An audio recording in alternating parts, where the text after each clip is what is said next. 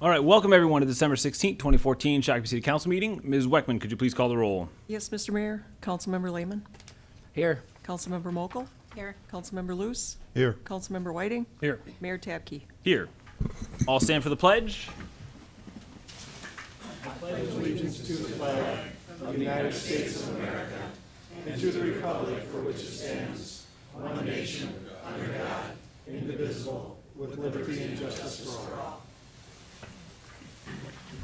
All right, item number 3, approval of the agenda. Are there any additions or corrections? Mr. McNeil. Mr. Mayor, we have one which is an addendum 5C14.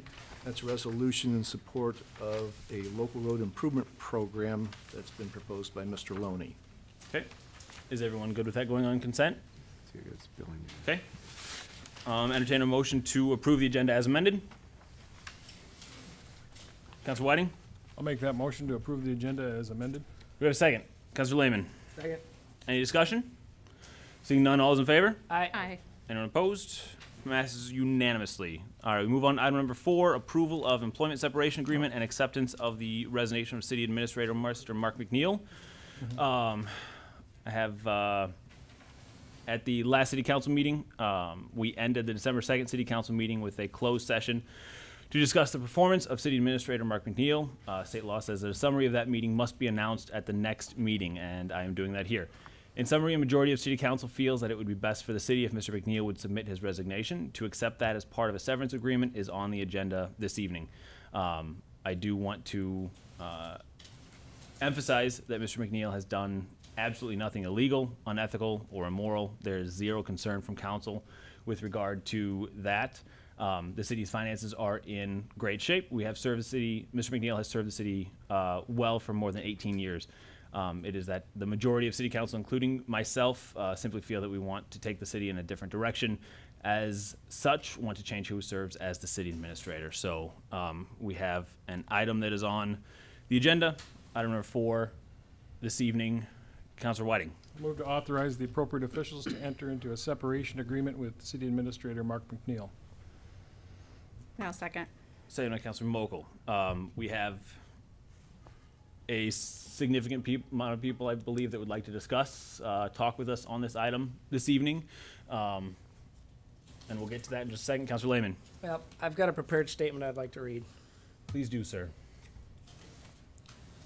The salt in the eyes, I suppose, at work didn't help today, but we'll see how I do. All right. Under the advice of the city attorney, the public is not allowed to know the truth, what was discussed during a closed session December 2nd. The city press release published in the Valley News stated, and this is a Valley News quote, people well connected with government had no inkling such a move was being considered, unquote. I learned about this action late Monday morning, December 1st, from Mark directly after 2 council members asked for his resignation early Monday morning. I often wonder if maybe they had a third vote at that time.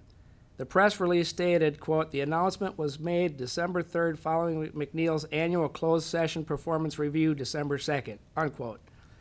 The council tape December 2nd shows the city council adding this item to the agenda at the beginning of the meeting. This was not a scheduled annual review in a process that I am accustomed to using over the years of my service. Another quote, difficult and long debate. In my opinion, this was decided well before the closed session, which didn't last very long considering the action that was being taken place. It goes on to say that council wishes to go a different direction for leadership while stating we will have multiple workshops to decide that direction at a later date. How the decision was made that Mr. McNeil does not fit that direction when the direction is yet to be determined is a concern to me.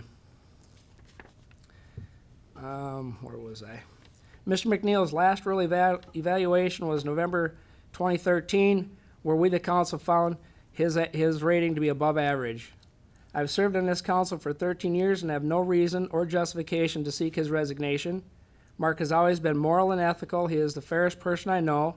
He follows policy and process, trying to get consensus upon the council. Mark is not being let go for doing anything wrong. It's my opinion he's being removed for doing everything right. Some bypass council and staff, others micromanage our professional department heads trying to steer policy without the council and public input. Politics be as it is, Mark has been above all that for the 13 plus years I have been associated with him. I can honestly say I am both disappointed and embarrassed by the actions of this council and the process used to get to this point. Lastly, I've never been more concerned, scared is probably a better word, for the taxpayers I try so hard to represent.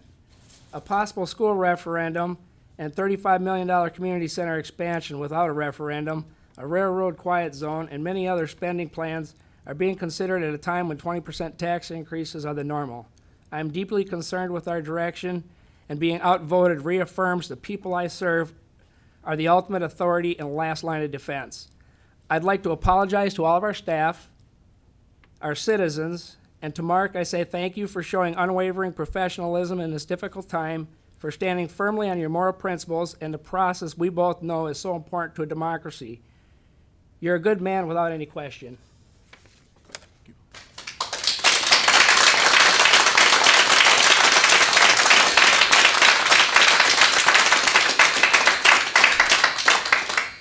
Anything else from council at this time? Councilor Luce. I would definitely like to second what Matt said, and I would like to go a little further. I think there were some illegalities done here, and hopefully someone will investigate it. The decision was made before we even went into closed session, and I believe that's illegal in some respects. Public needs to watch out. These three are going to run rampant over the city, and people are going to get screwed. That's the way I see it. I would like to be blunter, but not allowed to. Anything else from council? Mr. Thompson, could you please explain as to what council can and can't discuss at this time? Well, Mr. Mayor, members of the council, the separation agreement itself, once approved, is a public document and would be available to everybody. With respect to the details of the city administrator's performance review, that is confidential personnel data and should not be discussed. The summary of the two evaluations, the one from last year and the one you read today, of course, is public, but the details of what was disclosed or talked about in those sessions is personnel data and is not public information. All right. Thank you very much, sir. Like I said, I know there are quite a few folks who would like to discuss and talk about this with us this evening. Everyone has 5 minutes. If you would like to take time, we will hear anyone who would like to be heard. This is obviously a very big decision for the future of the community, and I know that there are a lot of different differing opinions out there at this time, and we'd definitely like to have input from folks understanding that we cannot discuss details and where everything is at with that. So everyone has ma'am. Everyone has 5 minutes that they can take. If you can keep it more brief than that, since I know that there are quite a few people who'd like to speak, we would appreciate it because we still have the rest of the meeting to go through this evening. But anyone who would like to discuss is welcome. So, yes, sir. And please sign in, state your name, address, all that fun stuff. I've signed in, Mr. Mayor. Thank you. My name is Pat Siliberto. I'm a resident of Shakopee. Good evening. Thank you for your time.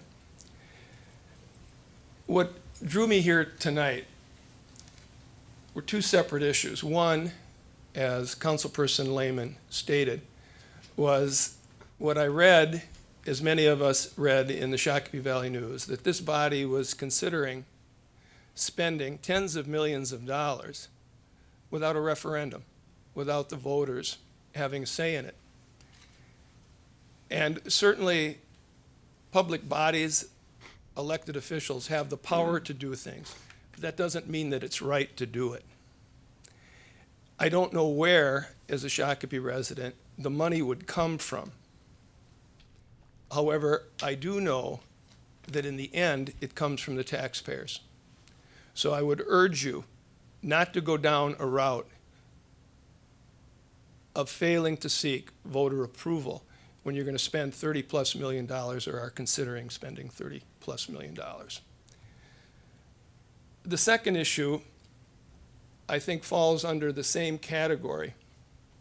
You as an elected body have the power to do things, or an elected official has the power to do something, but it may not be the right thing to do. Concerning Mark McNeil, I'd like to say that I have known Mark since 1991 when he was Savage City Administrator. Mark and some other people with a vision for the future formed an organization, the Scott Joint Prosecution Association, that Shakopee joined. Mark saved his city tens of thousands of dollars of taxpayer money. It wasn't just Mark, it was other city administrators, it was Dave Von Mock, it was the Prior Lake Police Chief Dick Powell that had that idea. But people like Mark made it work. I have never been in Mark McNeil and his wife's home. I've never had a social dinner with him. We've had probably a number of working lunches that I can count on less than 2 hands over 20-some years. But as I watched Mark work in Savage for the people of Savage, when I saw Mark come back from Iowa and work for the city of Shakopee, I have never had a question about the work performance of Mark McNeil, which leads me to the conclusion that what I read in last week's paper was not that he was being ousted for anything work-related. Over my career in the private sector and the public sector, I've had to terminate people. And I have asked people to resign. But I have never looked at that situation as being anything that I wanted to do. And I certainly never asked anybody to resign, nor did I terminate anybody for anything other than work-related performance. Some of the best advice I've ever been given from people that I supervised was when they told me that I was wrong.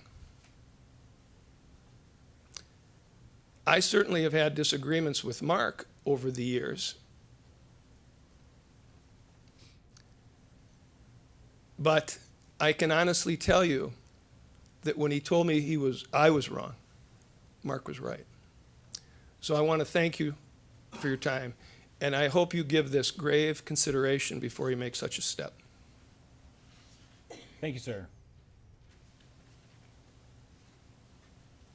Other folks?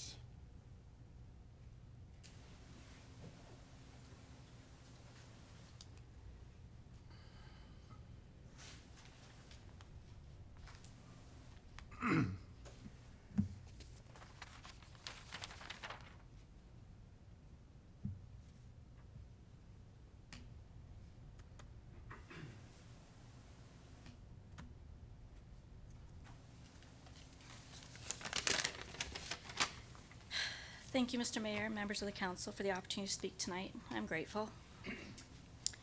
I am here because I, as a citizen, feel very strongly about your choice to force Mr. McNeil to resign.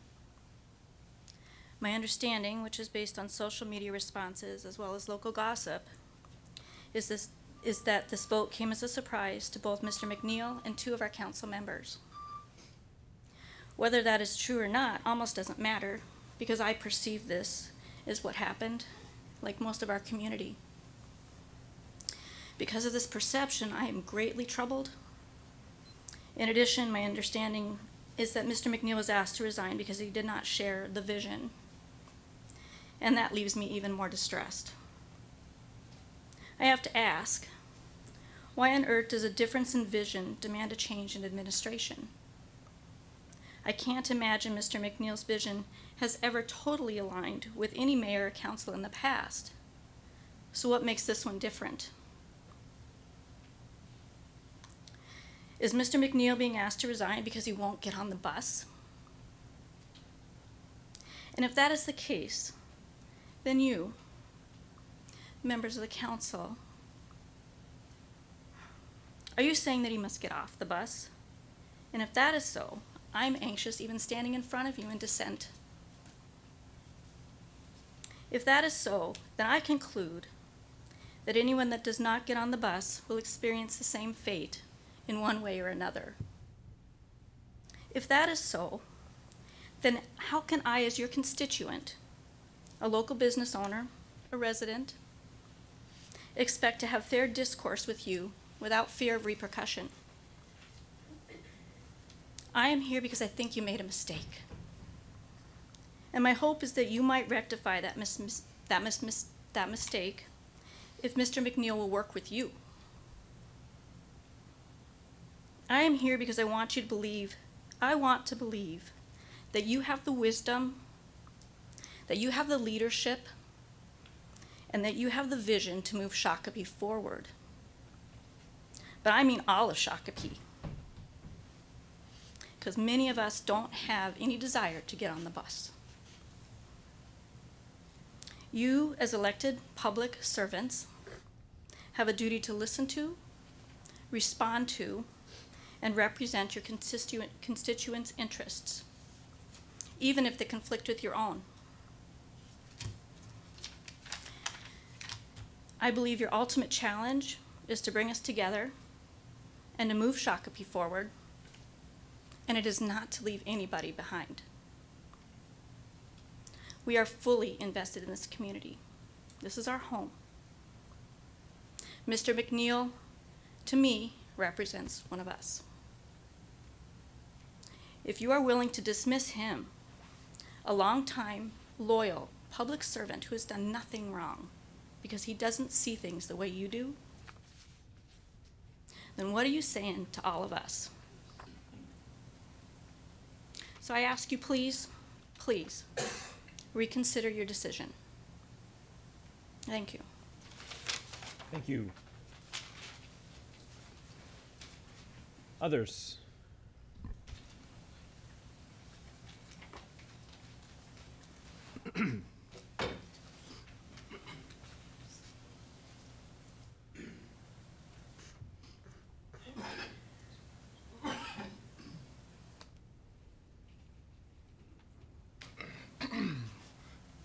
Greetings, Mayor, members of council. My name is Jordan Olson. I live at 249 Mount Street.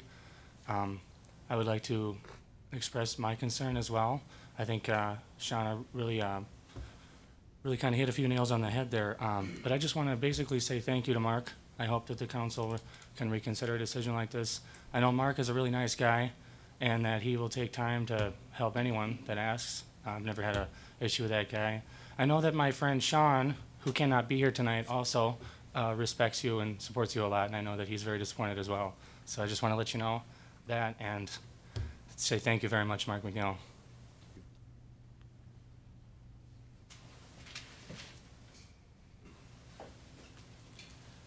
I'm John Crooks. I'm the Utilities Manager for Shakopee Public Utilities. Last night at our commission meeting, we passed Resolution 1089, a resolution of appreciation to City Administrator Mark McNeil. This is one of the more difficult resolutions that I've had to write. I'd like to read this into the record. It's been signed by all the commissioners that we have. Resolution 1089, a resolution of appreciation to City Administrator Mark McNeil. Whereas Mr. Mark McNeil joined the City of Shakopee in 1996 and during his tenure of 18 years professionally served as City Administrator, and whereas Mr. McNeil always strived for excellence in contributing to the efficient operations of the City of Shakopee and has been extremely dependable, responsible, and fair in performing his duties. And whereas Mr. McNeil effectively represented the City of Shakopee in collaborating with the Shakopee Public Utilities Commission. And whereas Mr. Mark McNeil will be leaving his position as City Administrator with the City of Shakopee, and now therefore be it resolved by the Shakopee Public Utilities Commission that it does hereby express its deep appreciation to Mr. Mark McNeil for his 18 years of dedicated service to the City of Shakopee. Be it further resolved that the Shakopee Public Utilities Commission extends its gratitude and best wishes to Mr. McNeil. Passed in regular session of the Shakopee Public Utilities Commission this 15th day of December 2014. Thank you very much, Mark. Thank you, Mr. Crooks. Others?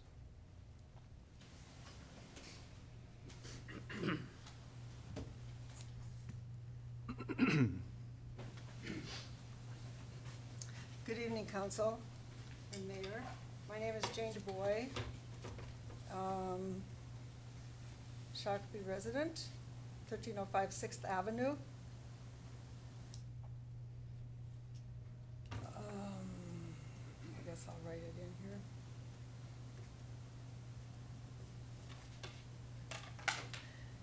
Good evening, Council and Mr. Mayor. My first question was going to be why, but I think that's been answered already. I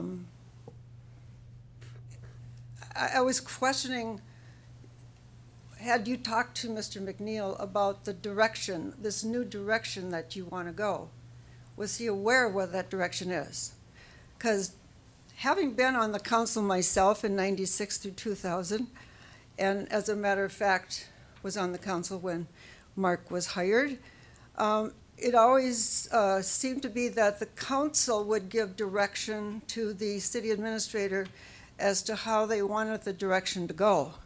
So I'm a little confused by the press release that was released by Mayor Tabke. As I said, Mark was hired when I came to the council, or right after, and he has been here for 18 years. He has been the captain of our ship. You know, steady as we go, level-headed, humble, conservative, maybe too conservative for some people. However, he's taken the city from 13,000 to 40,000. Now, that's not a small task for any city administrator. He's done his job well.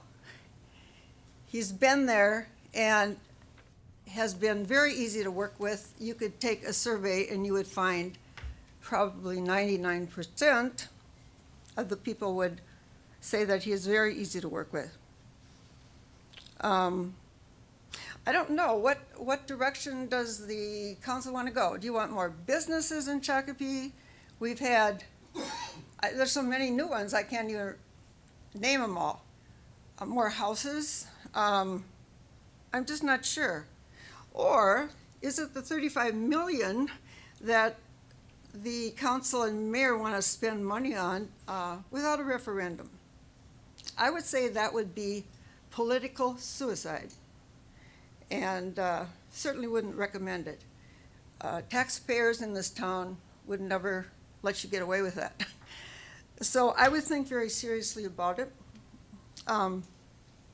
I know that you have 3 votes, Mr. Tapke, and you can just about get anything done that you want to get done for the next year. So that is really scary, and it's scary to the taxpayers of this town. So I am asking you, as humbly as I can, to reconsider your decision to fire Mr. McNeil. Thank you so much. Thank you.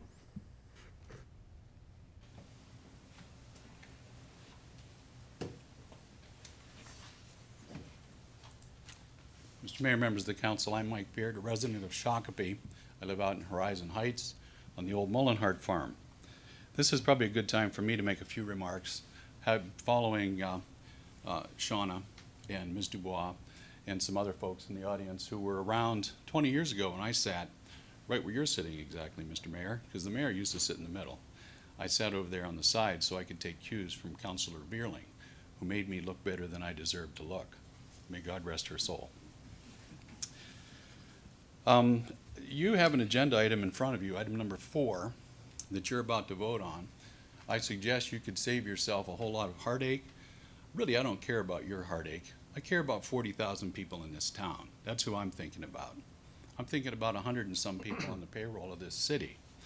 Thinking about the people who represent the businesses and the folks who make this town work. That's whose heart I care about. One of you could vote no. If we get a 3-2 no vote, I'm sorry, Mr. McNeil, you have to come to work here tomorrow, the way I understand it. That would be a good vote, in my estimation.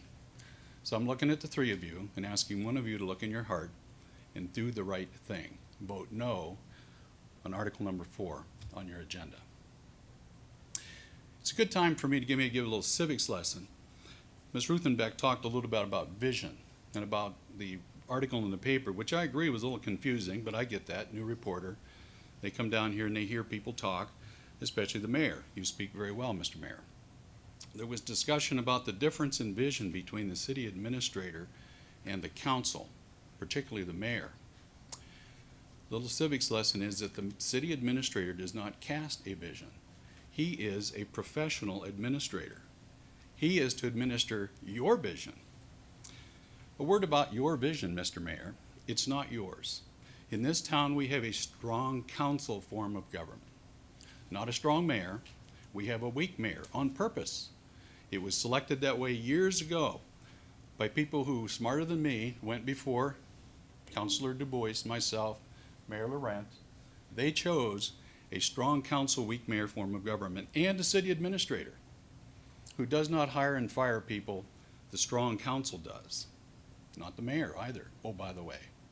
So when it comes to casting a vision, a word of advice, although I've given it to you before, is you have to convince your council. You have to work with your council. This council needs to articulate to us what that vision is. And when you do that, this city administrator will make you look like heroes because he is a consummate professional. The fact that he is sitting right beside you tonight, helping you run this meeting, tells us what kind of man this is.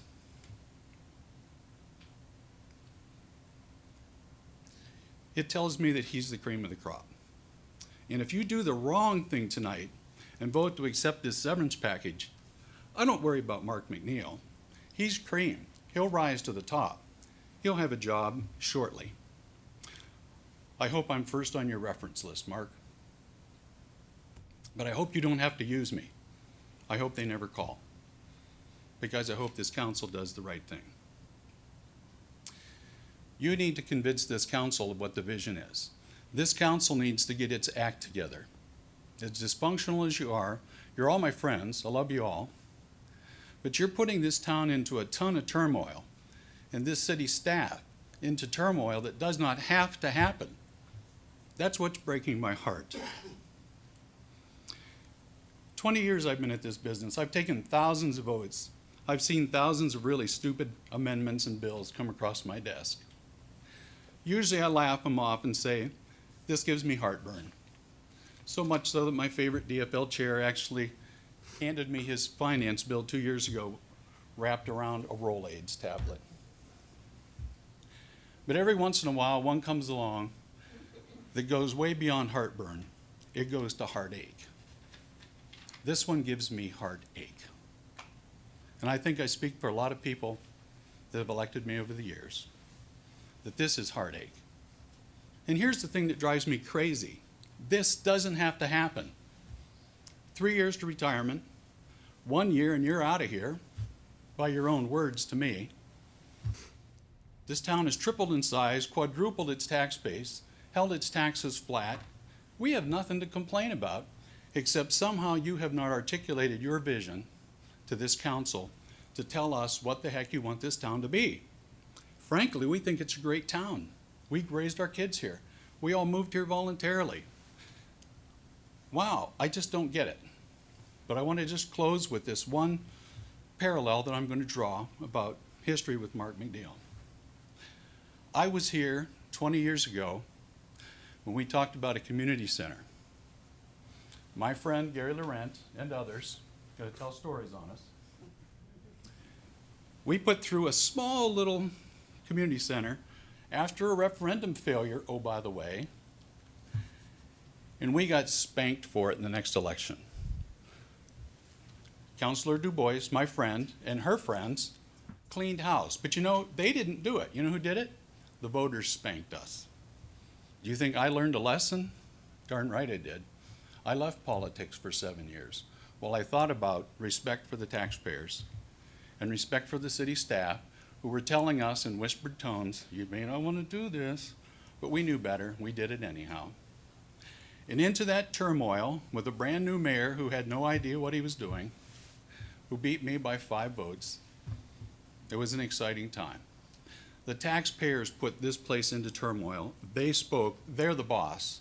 Somehow, Councilor DuBois and her team had the good sense to hire Mark McNeil. Thank you for doing that. A Peace in the Valley guy. Mr. Mayor, he abhors conflict.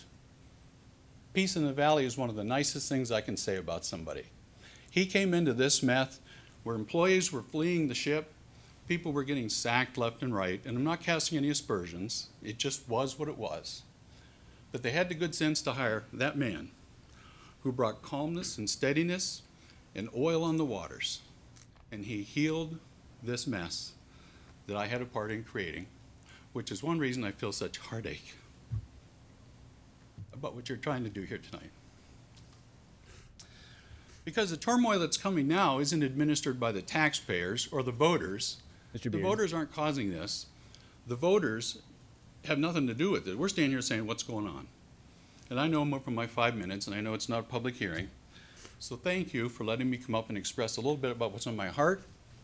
And I just want to say you can do the right thing by switching a vote and voting no on question number 4 on the agenda tonight. Mark, I wish you Godspeed. I hope you're here tomorrow, but if you're not, put me first on your reference list. Thank you, Mr. Beard.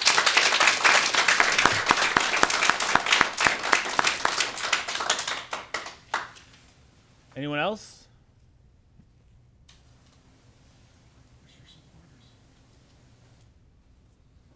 Thank you, Mr. Mayor and members of council. You can't fire me.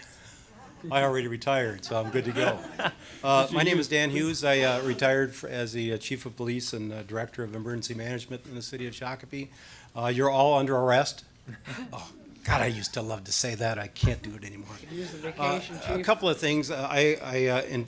I agree with Councilor Lehman, which is unusual for me. We're well-spoken. And I wore my mayor glasses today for this presentation. I came to Shakopee because it was a great city, and I came to Shakopee because Mark McNeil was a great boss. And he continues to be. People don't quit the organization, they quit their bosses. And when I was here for 11 years, none of the, only but one department director left. And he's a great boss, and it's going to be a terrible loss for the city of Shakopee. And I hope you reconsider, because I think he is the cream of the crop. Thank you very much. Thank you, Mr. Hughes. Other folks? Ms. Laurent. Hi, I did sign in. I'm Gary Laurent. I don't reside in the city anymore, but I did for many, many years, and I still have property here, so I'm still paying taxes, paying my unfair share, as I say. I don't know really where to begin. I'm glad that Dan came up between Mike Beard, because Mike pretty much expressed my sentiments also. But it was when I was mayor here for 3 terms, prior to Mark being here, that I first got to know Mark when he was the city administrator in Savage. And at that point in time, our 2 cities had enough things in common that we got to work together on those issues. And it didn't take me long to see and become impressed with Mark. He's professional, he's astute, he has good judgment. He did way back then, and he still does. So I was very delighted after my tenure as mayor was over when Mark was hired for the city of Shakopee, because I knew it would be a good thing. And I think we're here tonight.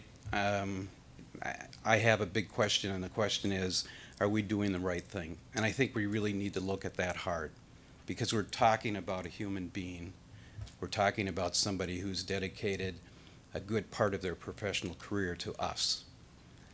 And it's not like a copy machine that's not working the way we want it to, and we can just get rid of it and get a new one. And unlike a new copy machine, a new city administrator is not going to come with a guarantee.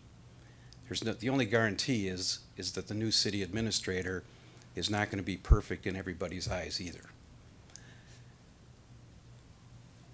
I know you all represent the city of Shakopee, and you know that, and I hope in every vote you take, you understand that you're representing the people here. and I'm sure you do. And I have to say, I appreciate your role in the city council. I thank you for doing what you're doing, because it's not easy. And the hardest decisions are those that involve people. The people of this city are people who are fair-minded. They're people who have a high sense of what's right and what's wrong. So I'm asking you to not just represent the people, but represent them in a way that reflects their values. And there's something about this that I just get a sense that there's something wrong. I don't know what the issues are, but I know that whatever they are, they have to weigh really, really heavy to do an out-and-out dismissal for somebody that you say has done nothing wrong. It seems to me, looking at it from the outside, that there's probably some breakdown in the relationship between the city administrator and some of the people in the council. Usually when there's a breakdown in relationship, a deterioration, that deterioration, the fault of it doesn't lie with just one party. So my fear is that we, as a city council, we are taking an expedient way to solve a problem. The simple, easy way. Let's just can the city administrator and get a new one. It seems to me that what we should be doing is looking at that relationship and fixing it. And it's going to take some effort. It's going to take some time. And it might take some money. Maybe you need a facilitator to help facilitate the relationship between the council and the city administrator, the fixing of that. It won't be the first time that's ever happened. I think Mark warrants that effort, that time, that money, if that's what it takes. I think he deserves it with the 18 years that he's put in place here. So I'm asking the same thing that Mr. Beard is asking, and I'm asking that you guys look into your hearts. And if you have any doubt at all about whether this is the right thing to do, to can the city administrator, throw him out on his ear, if you have any doubt at all that that's the right thing to do, then the right thing to do is for one of you to reverse your vote. And I can tell you right now that the proudest moments of my life is when I stood strong and I stood high, when I look back at decisions that I've made, and I had to go against my peers and against my friends. And I feared that those friends and those peers may disrespect me, or I would lose their friendship. And what I found over time is that I've gained more of their respect for taking those positions. And if you have to switch a position, that's even more true, because I've had to do that too. And I can tell you that in running my businesses, making decisions on millions of dollars was easy compared to making decisions about one person. So I hope that you're taking this decision with all the gravity that it deserves. Thank you for your consideration. Thank you. Anyone else choose to speak?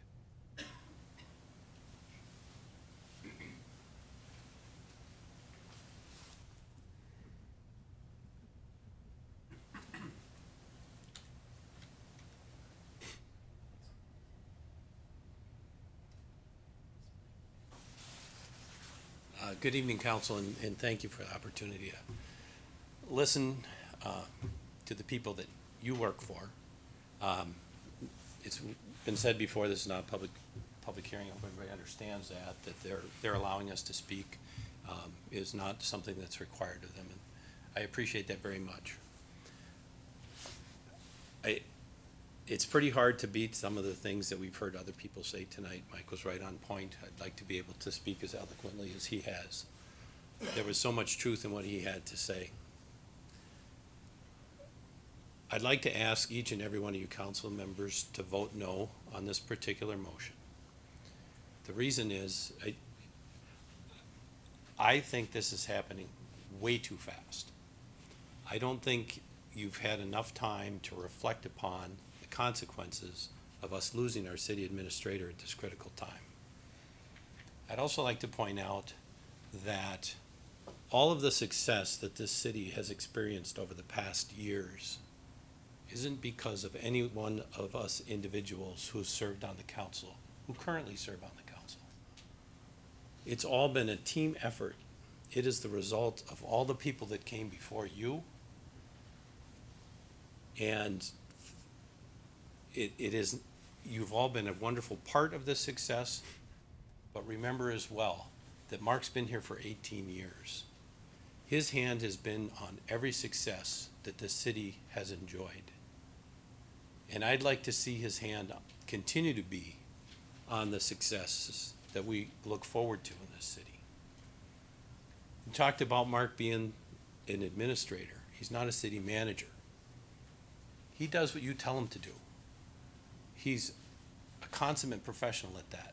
I was on the city council. I sat where you sat. I had conversations with him when I was doing something I shouldn't have been doing. This man has given you guys lots of political cover, lots of advice, and he's really good at it. But what he's also really good at is not listening to just one individual council member tell him what to do.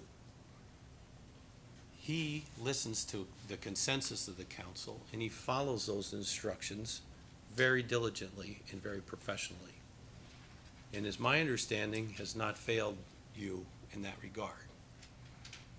And what I think has happened here is that the council has failed to tell him as a consensus that he can clearly delineate, okay, this is what the council wants me to pursue. And in that vacuum, he can't do his job. And it would be a real shame to see him suffer and lose his job because of the failure of the council. Thank you. Thank you. Anyone else like to speak? Anyone else? Mr. Mars. Good evening, Mr. Mayor, Council. I'm really actually too mad to talk. I've talked to the mayor a couple times, talked to a couple council members in the recent 2 weeks. This seems all backwards to me. This seems political. Mark McNeil has been the steady hand. There's a word that I've been thinking of for the last 2 weeks called constant. How many councils have come and gone? The city administrator is still here. He administrates our city, along with staff. Sometimes I close my eyes at night and think that we, at times, don't even need a council because it runs so well with our city administrator. And we make some decisions as a council and kind of move it along. How many visions have we had in the last 20 years? We are all trying to do the right thing and move our city along. But I believe a city administrator cautions us when the time is right. Tells us to proceed when times are right. I think that the best advice or some of the best decisions that are ever made are the ones you don't make. I enjoyed serving this community, and I still do, because I care. And I don't let one personality change my view. I believe that a couple years ago, we got a new mayor, new council, new vision. Now it's 3 years into it, now we got a new one? I don't get that. I know there's some data practices involved here, and I don't like them because it protects the individual, protects the council, but it leaves the public with nothing. Well, when people are involved, that's tough. The other day, Mr. Mayor, you said this is absolutely the right thing to do. And I'm sure as heck now this is the right decision to do. You have to trust me, Bill. I don't know if I'm going to apologize, Mr. Mayor. I no longer trust you. I've known you for 5 or 6 years. I've known Mark McNeil for over 20. He has served our city very, very well. Disregarding politics, he has led our city. I ask each and every one of the 3 that voted yes to reconsider this vote. Take a deep breath, take a step back. The impact will be lasting. The city administrator serves at the pleasure of the council. The council serves at the pleasure of the citizens. I implore you to reconsider, take a step back. This is a big decision. You made it in a closed room with a couple people in it, and then told the public. You make a decision and then you hear feedback. For the last 2 weeks, you've heard feedback. I haven't had one person stand in support of this decision. I haven't heard one person. I talked to 50 people over the last 2 weeks. Haven't heard one person say, this is a great thing to do. You bet. Mr. McNeil, outs you go. Most of the people are in shock and are mad.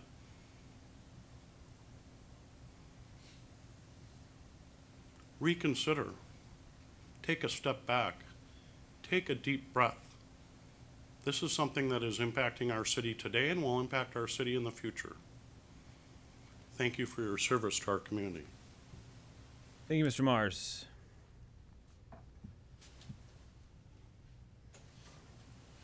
Anyone else?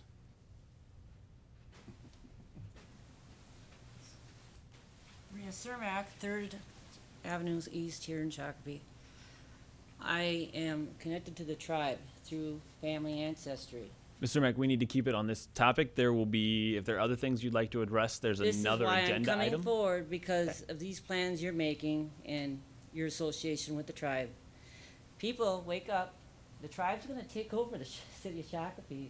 And guess what? You're all going to go down, because I am connected to the tribe, and I got facts to back up who I am and what they did to my husband's family. It's all coming out. I have facts to back it up. He wants to go to bed with the tribe. You guys are all going to pay. So don't let that tribe come down here and make their home here. Mr. Mack, You guys are all going to pay. please stay This is on your the fault. topic This of. is- You're from Iowa. You're not from Minnesota. You don't know the history of Shakopee, and this is the problem. You need to go. Bye. Thank you.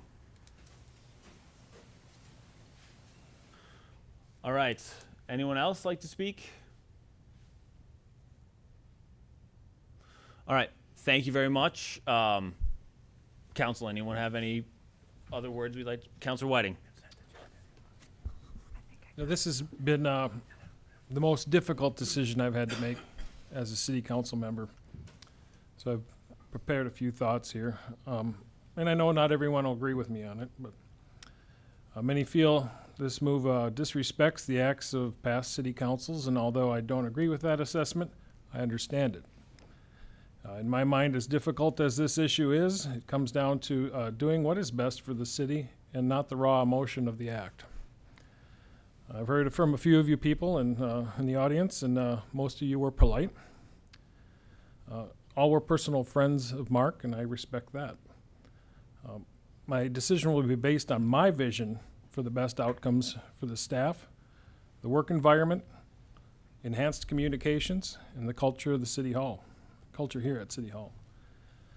You know, the council has changed its focus in the past few years and is working toward creating the highest level of customer service possible, being responsive to the ever-changing needs of the growing demands of our community, and that's crucial. Those expectations are the goal for all the staff to work toward. In the end, the decision comes down to what I believe is the best for the future of the city and the taxpayers. You know, having said all that, you know, no matter what the outcome is tonight, I would argue that the council needs to schedule a retreat like work session and establish functional parameters and expectations for both of us, members of the both of our members of the council here and the administrator, in order to work effectively and into the future.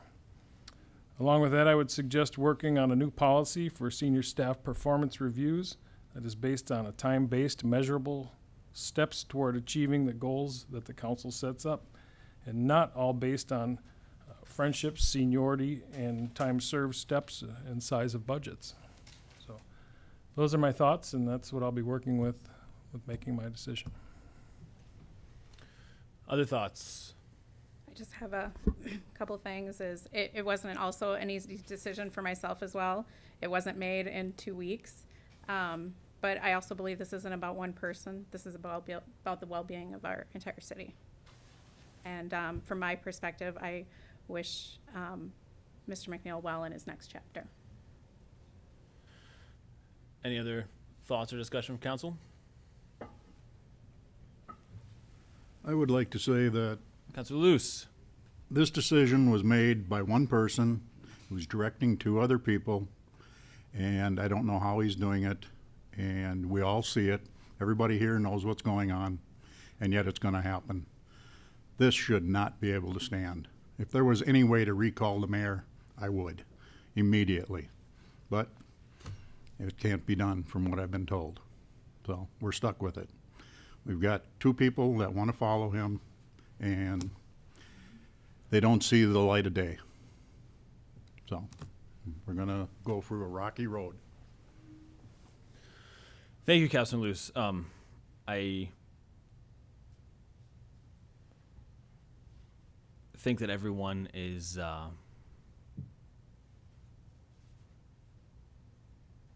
has the ability and wherewithal to speak for themselves. I very much appreciate everyone being here tonight. This is a difficult decision. I also want to take a moment and thank Mark. You, as everyone has said, your character is above reproach, and you are an incredible person. And I am making my decisions, as you know, based on what I feel is the best, my personal feeling as to what is best for the future of the community. And so with that, I thank you for everything you've done. This is by no means the way that I had envisioned all of this playing out. And I wish that there were a few things that could have gone differently along the way. And but I just want to say thank you for your service, and we will be moving forward. So with that, Councilor Lehman. I guess the last thing I would say is that it doesn't sound like anybody's in favor of stepping back, taking some time to think this over. I've never had any doubt in the 13 years of service to this community, which I've served with many mayors and council members in the audience, of who I work for. I work for the citizens of Shakopee, and I've heard them all tonight, and I represent them and their wishes, even when I don't agree with them. Unlike the other three tonight, which is really unfortunate. To me, I'm watching a democracy not work as a democracy. It's not representative of the people, and it's just really unfortunate. It's disappointing, and it's embarrassing, to be honest with you. And I will, regardless of what happens, I'm still going to work for the citizens of Shakopee to the best of my ability, but they have to understand that Councilor Luce and myself find ourselves in a position to where there's not a whole lot we can do. The decisions are being made. We're finding out after the fact, and it's just, this is what we have to work with. We'll do the best with what we have to work with until the voters give us an opportunity to do otherwise. I apologize to everybody, the staff. I don't believe this is good for the city for all the reasons that everybody smarter than myself in the audience has pointed out to deaf ears. All I can do is apologize. As a senior member of this council, to allow this to happen, I almost feel that it's partially my fault. And I've worked with Mr. Hellkamp and Mars and Schmidt and everybody else. At times I'm difficult, but at the end of the day, we were a team and we did get things done. So I'm not too difficult. I just seem to be stuck on certain little items. And, you know, I don't know what else to do. I appreciate you coming down and supporting your views. It is what it is, and we'll have to go from here. Anything else from council? All right, Councilor Luce. I'd just like to thank everybody who showed up. It's a pity that it was for nothing. Minds are made up. They're not going to change. They can't think for themselves. So it will be, and that's what it will be. All right, the motion is on the floor. All those in favor? Aye. Anyone opposed? Aye. No, Passes 3-2 with Councilor Luce and Lehman in dissent. Mr. McNeil would like to speak. Thank you, Mr. Mayor. I appreciate the opportunity to make a brief statement to address the meeting. I do also want to express my thanks first to the people who took time out of their lives to come down here tonight to offer their support. I didn't ask you to be here, but it's truly humbling and it's something that I shall never forget. Secondly, to Shakopee staff, we have wonderful people here and they have made my job easy. Finally, to you as the council, all of you, and to the residents, the people of Shakopee, who have allowed me to work here and be a part of the community for more than 18 years. It's a great place, and I'm indeed fortunate to have been a part of it. As Councilor Lehman said, we do live in a democracy, and my job is part of that democratic process. I work for 5 people, and when at least 3 of those 5 feel that it's time for change, that's what's happened. The council's made that decision tonight, and I accept that. With that, the council has a rather lengthy meeting still in front of it, so I'll excuse myself. I wish you only the best as Shakopee moves forward. Thank you. Thank you, sir. I entertain a motion for a 10-minute recess. Councilor Lehman. make a motion for a 10-minute recess. Do we have a second? Second. Second by Councilor Luce. Any discussion? Seeing none, all those in favor? Aye. Anyone opposed? Passes unanimously. We're gonna do a standing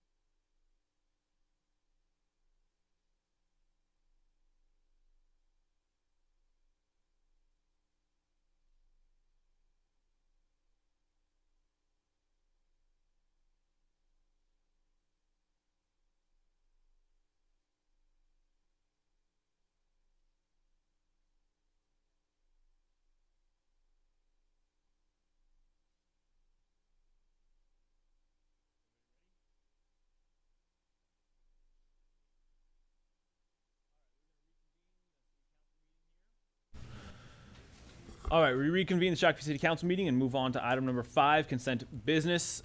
We had one item that was added to consent this evening, 5C14. Anything else to remove or pull from consent? Councilor Lehman. 5A1, 5F3.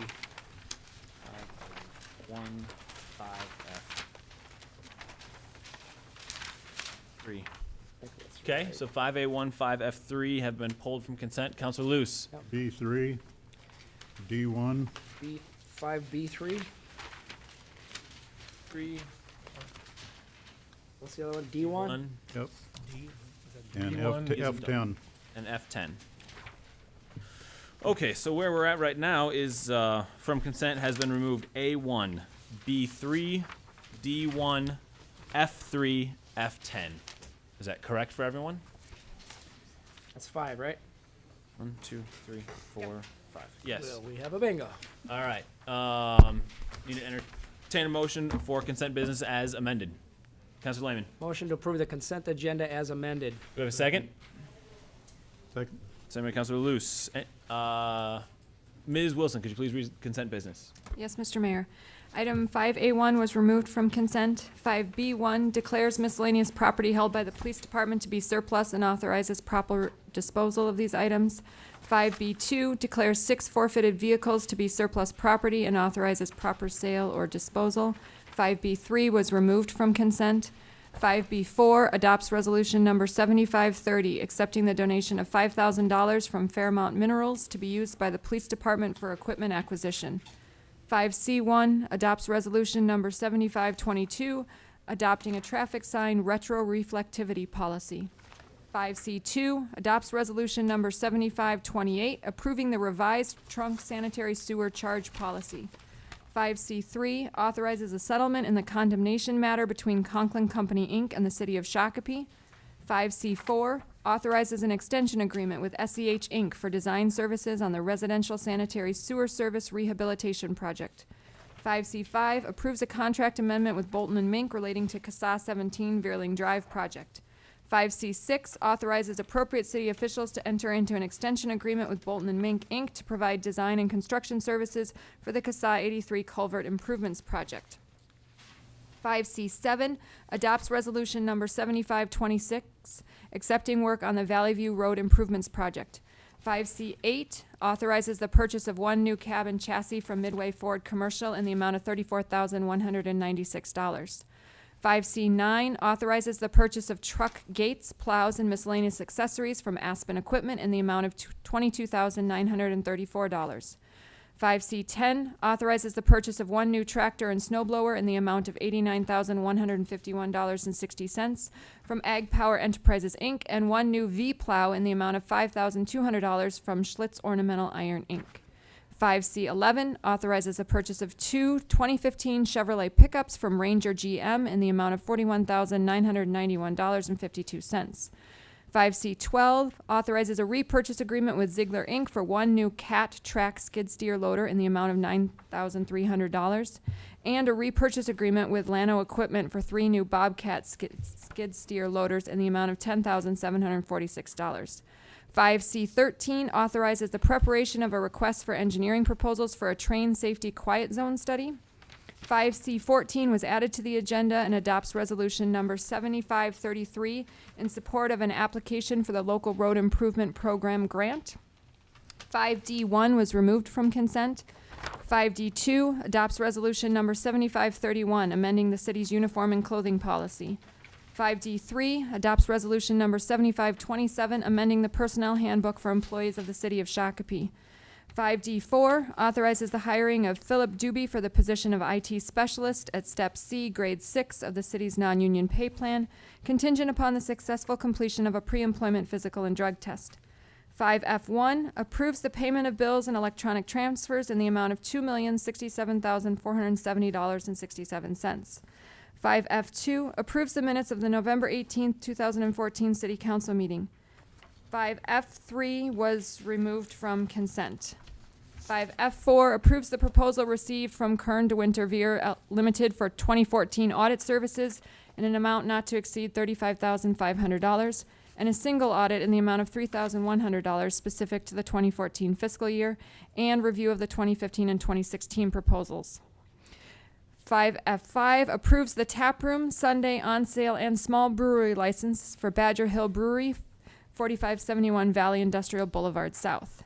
5F6 approves the application and grants a pawn shop license to DRM LLC of Shakopee, doing business as XL Pawn and Jewelry, 450 First Avenue West, and to Pawn Exchange LLC, 1133 Canterbury Road, and approves the application and grants a pawnbroker, precious metal dealer, and secondhand dealer's license to Mark Pearson, DRM LLC of Shakopee, doing business as XL Pawn and Jewelry, 450 First Avenue West, and to Mark Smith Pawn Exchange LLC, 1133 Canterbury Road. 5F7 approves the applications and grants taxicab business licenses to Timothy R. Dressen Jr., doing business as TNT Taxi for 2 vehicles, Bradford Transportation Inc., doing business as Shakopee Taxi for 2 vehicles, Getahoon Hooley, doing business as Airport Budget Taxi for 1 vehicle, Latour Transportation LLC, doing business as Southwest Metro Transportation for 5 vehicles. 5F8 approves the application and grants tobacco licenses for 2014 for a long list of businesses in the memo, which I will not read. 5F9 receives and files the review of franchise fee and PEG fee receipts for the years ending December 31st, 2011 and 2012. And 5F10 was removed from consent. All right, any discussion on those items? Seeing none, all those in favor? Aye. Aye. Anyone opposed? Passes unanimously. Item number 6, recognition of involved citizens by City Council. Anyone here this evening would like to talk about an item that is not on the agenda? You have up to 5 minutes to discuss item with council if you so choose. All right, seeing none, move on to item number 7A, public hearing for vacation of public right-of-way adjacent to RAR Malting Company, resolution number 7529. Entertain a motion to enter in public hearing. Councilor Whiting, do Make a motion to open a public hearing. we have a second? Second by Councilor Mokel. Any discussion? Seeing none, all those in favor? Aye. Anyone opposed? Passes unanimously. We are in public hearing for item number 7A.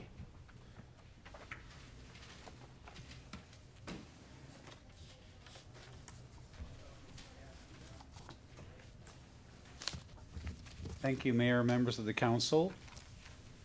As you've noted, this is a public hearing on a proposed right-of-way vacation application by RAR Malting. A brief overview is in order. And as a part of your packet, you have a number of graphics.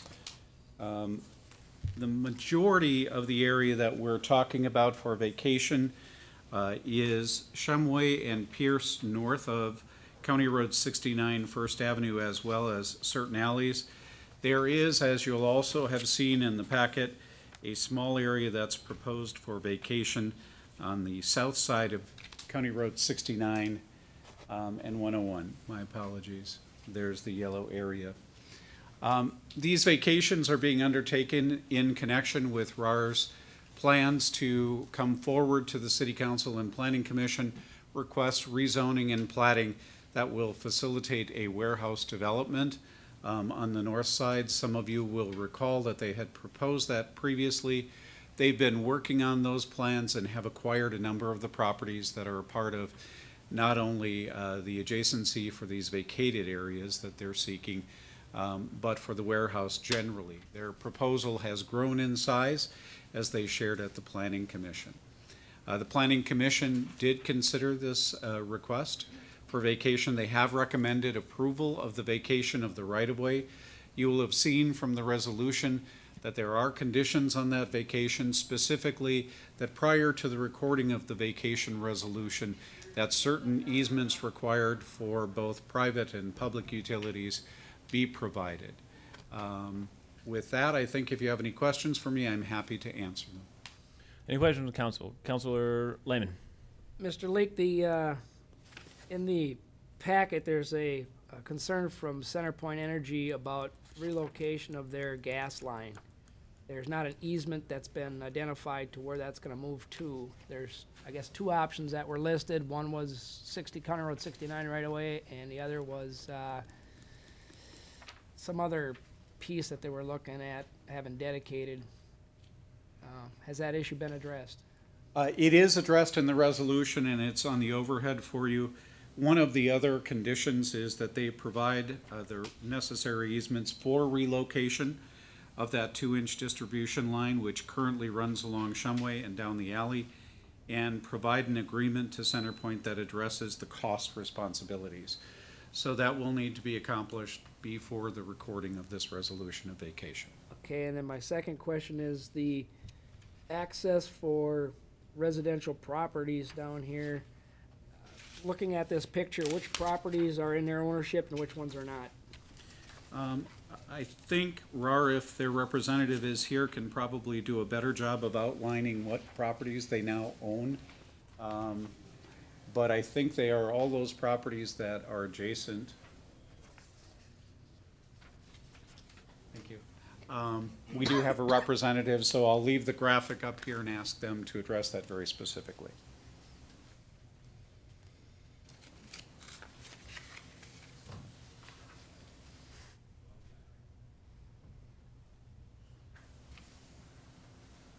All right, the question is, which properties do we own? The residential properties that would be affected by this access? All right, the 3 houses right across that I'm pointing to here. Yep. This property just behind it, and the property just to the west of that. Those properties are in your ownership? Yes, they are. Okay. Any other questions? I guess, does that include the 2 lots between the house and the road on, what road is this? Pierce? I don't know which that one is. Does it include the lots between the residential house and the road itself? Like right here? Let's just say all the empty lots that are in Yes. between there. Okay. So we're not gonna lock a property in by not having access is basically what I'm asking. And Councilor Lehman, members of the council, I did not mention it in my overview, but at the Planning Commission, there was substantial discussion of that issue. In fact, one of the commissioners went so far as to say, what happens if you don't do your project and you want to sell some of the property for residential purposes? The answer, of course, there is that to do that, they would have to replat the property to create those lots that they'd sell and provide access at that point. Any other questions? All right. Thank you. Seeing nothing else from council, this is a public hearing, so if anyone would like to comment on this item at this point, it is public hearing, so now is your time. All right, seeing none, entertain a motion to close the public hearing. Councilor Whiting? I'll make a motion to close the public hearing. We have a second. I'll second. Councilor Mokel, any discussion? Seeing none, all's in favor? Aye. Anyone opposed? Passes unanimously. Councilor Lehman? Is there any property owners here? Any comments that you might have? Public hearing is closed. Well, maybe they didn't catch that part. That was the time. Is there something specific you'd like to say, or? No, we've been negotiating with RAR, so far they've been very good neighbors. Okay. Hope that continues. Comment from the audience was that RAR has been very good neighbors thus far, and they've been negotiating with them because it was not up to the podium. So, if this takes place, you'll have access to your property? Yes. Okay. The answer was yes. Okay. Any further discussion? All right, so motion is, do we have the motion on the floor yet? I don't think we do. I need to entertain a motion for, You have not taken the vote on the closure of the public hearing. Oh, yeah. I believe we're closed on the public hearing. We just haven't, Move to close the public hearing, with Oh. a second to close the hearing. all right. So that's the discussion. All right, so, the All in motion favor on, of the motion to close the public hearings? thank you, sir. Go ahead. Go ahead. Thank you. So we have a motion on the floor for closing the public hearing. I apologize. I thought that we had already done that. All those in favor? Aye. Anyone opposed? Passes unanimously. Now, we need a motion for the vacation of public right-of-way.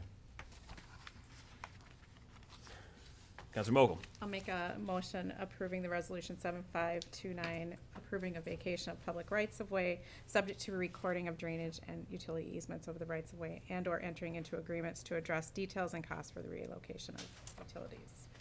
Do we have a second? I'll second that. Counselor Whiting, any discussion? Seeing none, all those in favor? Aye. Anyone opposed? Passes unanimously. Item number 8, business removed from consent agenda discussed at this time. So let's start with, I did not take good enough notes as to who removed what, but from item 5A1, Counselor Lehman. I removed it because the mapping list in the packet was too small for the old eyes to see.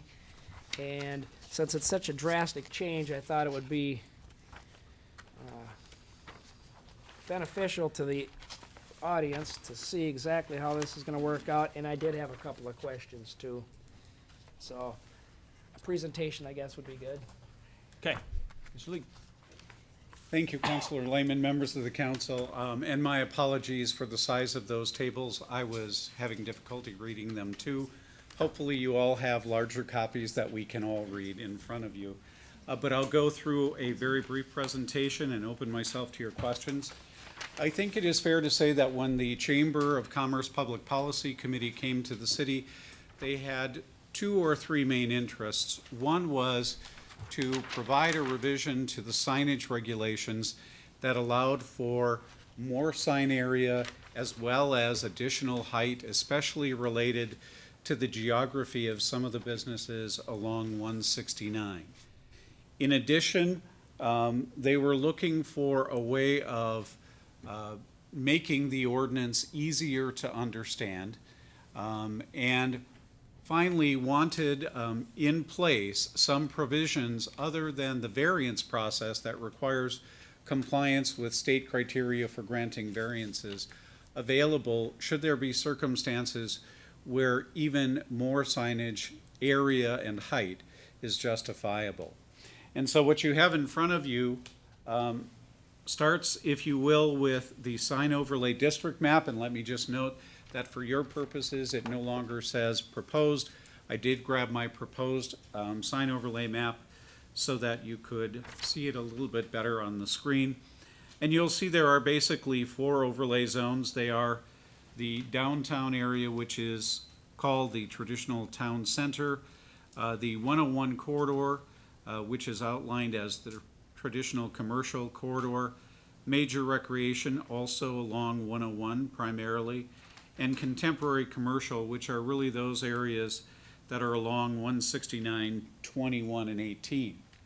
We make a note about this map. It is my expectation as development moves to the west, given some of the guiding that the city has, that this map will indeed be amended over time to account for those additional areas.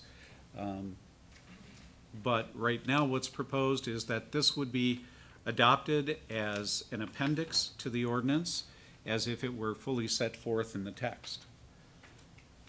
The second recommendation that the policy committee brought forward in June was to use a tabular format to set forth and communicate the regulations. So we've got 2 tables for you. One is the sign standards for more permanent freestanding and wall signs. And very briefly, you'll note that in terms of maximum area for the commercial overlays, there's a stated sign area or percentage of wall that is allowed, whichever is greater. That is a change. The current ordinance, if you've looked at it, probably drives you crazy. It says X amount of square feet of sign area for each linear foot of building wall. As a staff and with the Public Policy Committee, we looked at a number of alternatives. And when we did the analysis, that percentage approach seemed to make sense. And the Public Policy Committee also had some sense of what they thought should be allowed as a basic sign area. So it is either or, that number in those 4 commercial overlay zones, whichever is greater. You'll see in the office, business, park, and light and heavy industrial areas, the percentage is lesser. It is represented on this table, even though it wasn't the principal concern that we started talking about with the Public Policy Committee. We took a look at that especially because of the experience with Shutterfly recently seeking a variance in sign area. We looked at a number of buildings in each of these overlay zones and in the business park and industrial area. I think it's fair to say that any business would be allowed more signage than it is under the current regulation. The one thing I want to point out about that is that these are not mandatory minimums. So a business owner, if they didn't like signs, could propose that they have no signs, or they could have a much lesser sign than would be allowable under these provisions. A couple of other things here. You'll see for projecting signs in the traditional town center, there is an increase. Right now it's 16 square feet, proposed is 24 square feet. There is proposed a provision for projecting signs in the major recreation area. And I might liken it to some of the things, for example, that you might have seen at Mystic Lake Casino. I think recently they've had signage proclaiming their 12 Days of Christmas event. The thought was that with uses like Canterbury Park and Valley Fair, there's sometimes a need and a desire to have projecting signs that are visible from the roadway as well. Where you see an increase in height, it is to 30 feet in the traditional commercial corridor and the contemporary commercial corridor. Right now it's 20 feet. There is not one for the traditional town center, but of course the traditional town center is an area that has 0 setbacks, the way it developed. So there really isn't the opportunity to do freestanding signs, and I think that's the reason historically why projecting signs have been allowed there. An increase in height in the major recreation zone as well. And I think of significance for the audience is that after the experience that we've had with the change interval for electronic signs, remember it is currently 1 minute, the images can change. And in light of the conversation that you had with Valley Fair about what they had proposed, we've proposed here an 8-second change interval. The research that I did on a national level does not suggest that that would be a distracting interval for change. In addition to that, with respect to the concern about having different approaches to allowing some flexibility, you'll see in the text of the ordinance, there are 2 new provisions. One was originally taken from, I think, an approach that Apple Valley used, and that's what's called a common signage plan. So if there are 2 properties or 2 businesses, 2 business tenants or more, they can seek approval of a common signage plan. It's not subject to the variance criteria. It does go under this ordinance before the Board of Adjustments, not unlike a determination by the board. So it's a less strenuous test to do that. In addition, to address the concern about individual businesses, you'll see there's a sign adjustment provision. It does much the same thing, but for individual businesses or properties would also go through the Board of Adjustments in the same way. In terms of the office business park, or in terms of allowable signage generally, I would highlight a couple of other things just so you're aware of it. Currently, the code says you can only have signage on walls where you either front a road or a street or you have a public entrance. Under this draft, businesses would be allowed to have signage on all of their walls. We did something, or I did something with the industrial provision that we'd already done years ago with a commercial. We've said they calculate the signage that they're allowed to have, and they can distribute it where they want to on the walls. We did that years ago after several variances related to commercial signage. So I think we've done a good job of addressing the concerns that were brought forward by the Public Policy Committee. Angie Whitcomb, the president of the chamber, is here if you have questions for her. Otherwise, I think the recommendation is that you adopt this as presented to you, and with that, I'm happy to answer any questions. Councilor Lehman. A couple more questions, Mayor. So many of the current signs, according to this, if this is adopted, are going to be non-conforming?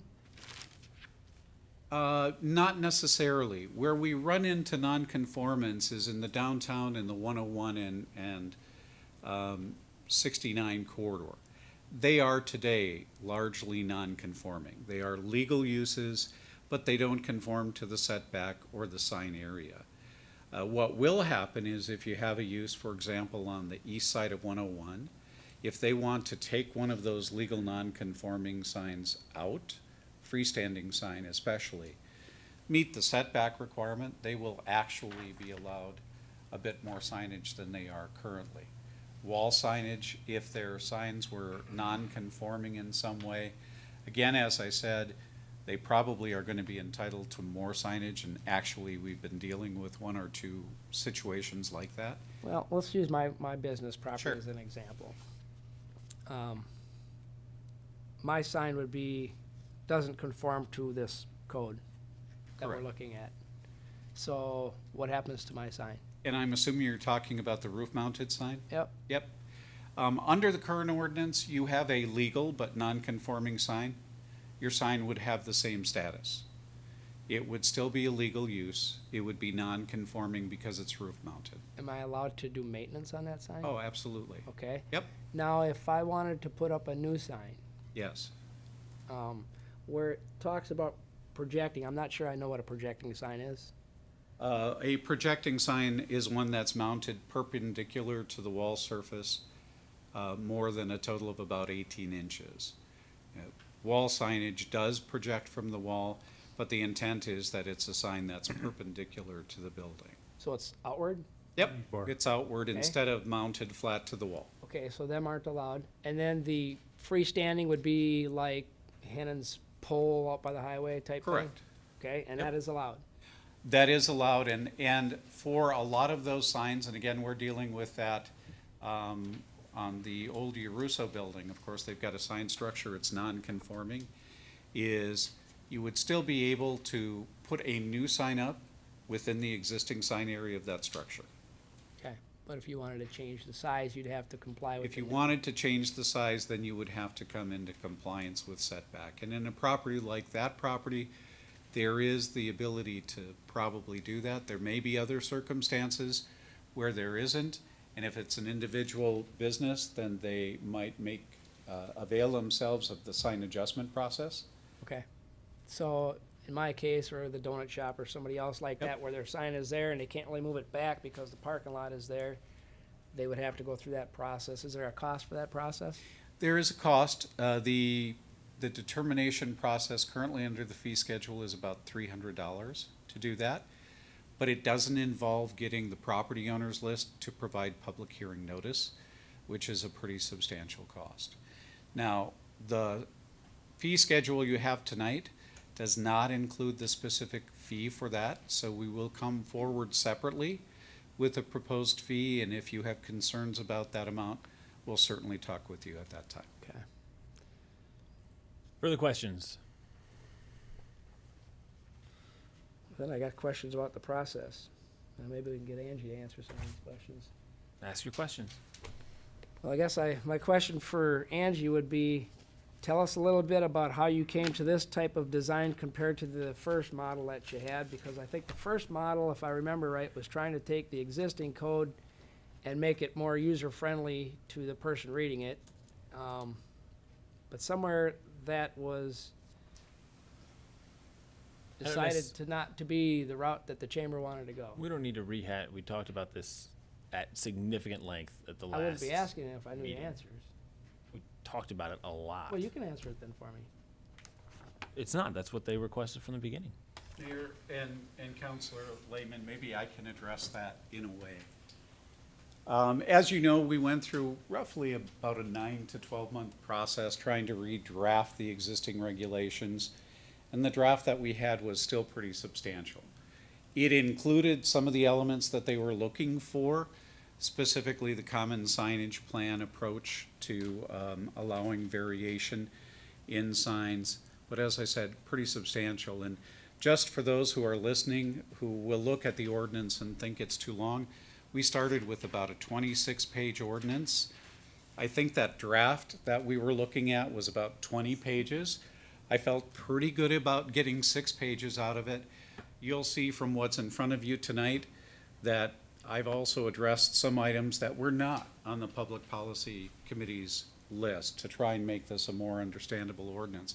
It is now roughly a 13-page ordinance, including the map and the 2 tables. So hopefully it's a little bit easier to address. And one of the key things that we did in the process from June, or at least I did, was to look at, with the assistance of the committee, those provisions that were in the text, that were already in the tables, and if they were already in the tables, simply deleted them from the text. So there wasn't any question about whether or not there were conflicting provisions. So again, we've gone from about 26 pages of regulation that take folks like me to understand most days, to about 10 pages of ordinance with 2 tables and an overlay, which should be easier to use. Now, I will tell you that because this is a pretty substantial change, I would suggest to you that we will perhaps see refinements and revisions as we use this. And as I said already, the other planners and I have been talking about cases they're dealing with and how the new regulations apply to them. So don't be surprised if we do have something to come back to you, but I think we've accomplished what the objectives were that were brought to the city. Further questions? All right, entertain a motion. Councilor Whiting. Well, just a quick comment. I know this was an arduous task. It took some time. My goal on this was to make it concise and readable and understandable, and I think after a few gyrations back and forth, we got to where we need to be. And I think as long as we understand that there may be some changes coming forward to refine it, I think I can accept with what we have. I think it's a far cry from where we were. So I will offer, once I find it here, offer ordinance number 898, approving revisions to the Shakopee City Code, section 11.70 signs, as well as a summary for ordinance 898, and direct staff to have the ordinance summary published. Do we have a second? I'll second. Councilor Mokel, any discussion? Seeing none, all's in favor? Aye. Anyone opposed? Passes unanimously. Item 5B3, School Resource Officer Agreement Renewal. Was this? That was mine. Councilor Luce, do you have questions about it? Yeah, I don't think we're billing enough for this. I think the officers are there more than 33.5%. Go ahead. Yeah. Mr. Mayor, members of council, Councilor Luce, you are correct. We are one of the lowest in terms of what we get back for our services from the school district. I have recently addressed this with Dr. Thompson. This is before you today because the current agreement runs out at the end of the year. However, I do expect to be back in front of you sometime, probably the second council meeting in January, with an amended agreement. Both Dr. Thompson and I are optimistic that we've got a solution that's going to both increase our service with the school district, but also their contribution to the city. So we will be raising it up. We will no longer be at the bottom. I'll be at the, I think it's January 12th, school board meeting to address that. Further questions, discussion? Councilor Lehman. Chief, over the years, I've learned that this program is pretty valuable. I think we get a lot out of it, our community does, namely the police department, which is where it serves its best purpose. If I'm wrong, please correct me, but I think over the years that we've done this, it really carries a pretty good benefit. It does. I agree with that. And, you know, we had some recent retirements in October. I like, you know, reminding people that all the Facebook comments, a lot of the Facebook comments on the photos we had were from former students of one of the SROs that retired.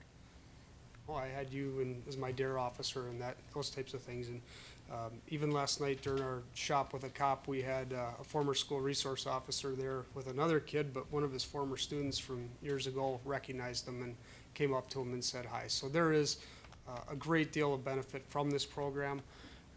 I'd have to go way back to remember how this formula got started. I think a third of it was a federal grant, a third from the city, and a third from the schools. It's time to readdress this. I've at least started that with Dr. Thompson, and we're both in agreement and optimistic that we've got a solution that we can work out hopefully sometime in January. And I'll be bringing this back. Mr. Luce. Yeah, the benefits to the school have to be pretty good too. I mean, it's got to be a win-win on both sides. So just getting the financial package in order, little, where it should be, the benefits go both ways. So we need to, get a little more out of the school district. That's all I wanted to point out. And I didn't know the ongoing was going to be. All right, with that understanding, do you have a motion? Go ahead. I don't. Councilor Lehman. I'll make a motion to authorize the appropriate city official to enter into a agreement to extend the school resource officer agreement through 25 calendar year, move its adoption, and I'd like one more comment on it. All right, let's get a second first, then we can discuss. Second. Second by Councilor Luce. Councilor Lehman. Chief, do we have the ability, if a hypothetical, something major is happening in town where you need the resources, you can pull them out of school at that point for that incident?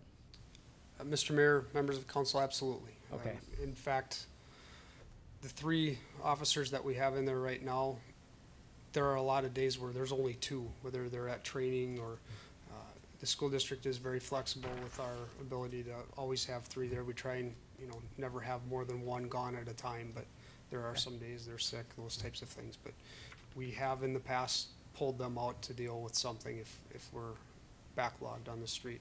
And I think that the community benefit, even though they're at the school, is I'll try to cite a past case without getting myself in trouble or anybody else, but there was a string of crimes that were solved by information that somehow made it back to one of these school officers. That's not uncommon. They get a lot of cases assigned to them based on any suspects we may have if they're related to the school. All our runaway reports, return runaway follow-ups, all of that is done with our school resource officers, even in the summer. Because they do have that connection with the students. They handle all of our gang activity. Anything gang-related, they get assigned that as well. So. Very good. All right, any further discussion? Seeing none, all those in favor? Aye. Anyone opposed? Passes unanimously. All right, now we go on to, thank you, Chief. 5D1, adoption of new employee service awards program. This one I think was you, wasn't it? Mr. Luce. Mr. Luce? Yeah, I find it kind of interesting that we want to make an awards program, and we just fired a person with 18 years of fantastic service. Why bother? Okay. Any, It's kind of hypocritical, isn't it? any further discussion on those? All right, entertain a motion. Councilor Mokel. I'll make a motion to adopt Resolution 7532, adoption of new employee service awards program. Do we have a second? I'll second that. Second by Councilor Whiting. Any discussion? Councilor Lehman. I guess I don't want to let my anger get in the way, but I sure don't want to punish the existing employees that we have by not doing this, because most companies do this. But it does seem kind of strange, but whatever. Okay. Councilor Whiting. Well, as it's pointed out here, this is just a new variation of a program that's been in place. Am I correct, Ms. Wilson, or? Yes, I would say it's a significant change, Councilmember Whiting, but we have recognized employees for milestone years of service for many years. Further discussion? I'm missing my 5 and my 10-year plan. Any further discussion? All right, seeing none, all those in favor? Aye. Anyone opposed? Passes unanimously. Next one is 5F3, 2015 fee schedule. Councilor Lehman. That was mine. Yes. All right. One of the concerns I have here is we've been giving out hundreds of thousands of dollars to businesses downtown here for fixing up their stuff. And here we're turning around and we're increasing the charges on residential properties that want to fix up their stuff. It seems to me that if somebody wants to fix up their house, we should be giving them an incentive to do this. We're gaining the tax collection benefit by the higher value on the property for making an improvement. Yet, the cost to get a permit to put a door in is almost more than the door cost. But then I would make the argument, if somebody's just gonna put a door in, who is it for the government to tell them what they can and can't do with their own personal property when it's not a safety factor? So, I have a couple of problems with it. I don't like to see the fees to the point to where they take away from somebody, discouraging them to fix up their property, which is obviously in the benefit of the city. And at the same token, the argument can be made that it's paying for the staff time to do this, but that argument doesn't work for me because we're already paying the staff up front. So, that's where I'm coming from. So you're saying you want to levy for these fees instead of charging them? No, I'm saying if somebody comes to City Hall and says, I want to put a deck on my house, we should say, we'll waive your permit fees because that deck is going to increase the value of your house and we're going to collect it in taxes with a higher value on your property. Okay. Instead, we're collecting more taxes from the higher value of the property for the improvement, and we're collecting from them for putting the improvements on the house in a form of a fee for a permit. Not against the actual inspection process, you know, especially if it's a safety issue with electric, gas, whatever. But I surely don't think somebody should have to have a permit to replace an existing door in their house. If they're changing a structure and there's headers and all these things, then I think it should make sure it's safe. But an existing storm door or something, $80 for a permit when a door costs $79 makes no sense to me. I think that's a very valid policy discussion to have if we want to bill fees for these things, or if we just want to levy it to cover it. The individual, whether we bill for a storm door or whatever that is, I definitely don't. But aren't you recovering that cost when that value of that property goes up and the city collects more taxes? No, the city doesn't collect more taxes unless we raise the levy. Well, you get more taxes off a $100,000 house than you do a $50,000 house. But you don't get more taxes off of a house that raises its from 50 to 55,000 if you don't raise the levy. I mean, that's how this works. A house that increases its value will pay more in taxes. And if they are improving their property, they will pay more taxes. So you're saying you want to levy for it? We already do. We get more money in their taxes. Okay, what does everybody else think? Councilor Whiting? Well, I think these fees are in place to cover the costs of inspections and other things, and I know that's true. Some of them are going up, some of them more than others. I think the best way to look at this is if you have a specific one that you'd like to see looked at or something, or adjusted. Yep. A list of specific ones. Things that don't have a safety aspect to them, replacing a door, Yeah. existing door, replacing existing windows in the same size opening. Do you know where the door one is on here? 25, page 25. Residing a house. It went from $80 to $100. Yep. And what's a storm door cost? $5.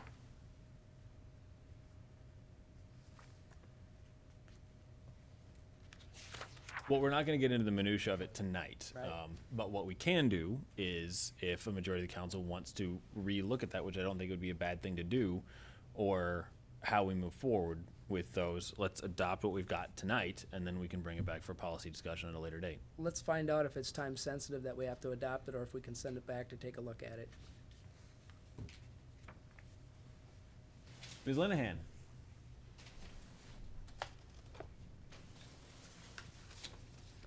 Good evening, Mayor and Council. The action before you tonight is typically brought to you at the last meeting in December because the fee schedules are revised January 1. If you were to hold on approving the fee schedule, we could bring it back January 6th, which would be your first meeting in January. That's 3 weeks from now, which would then delay any changes to the fee schedule until approved by council. Which would revert back to what's Right. currently adopted. Correct. The next suggestion you may want to consider is if you wish to pass this, but recommend that there be further review, because as you saw this year, there were several times we brought fees back to the council when we were informed that certain elements of the cost of the charges were changing. We can definitely address any of the fees that you want us to look at a little deeper level and bring those back to you. And these are set at council direction for recovering costs, is that? Correct. what- There have been a number of items, especially in the building inspection area, that with the staff from building inspections and Michael and myself and other departments have looked at, and it has been many years for some of these since they've been revised, and they don't reflect things such as the additional software costs, the details we have for reporting requirements, the cost of staff time and labor. These fees have been very slow on that aspect, especially in building inspections.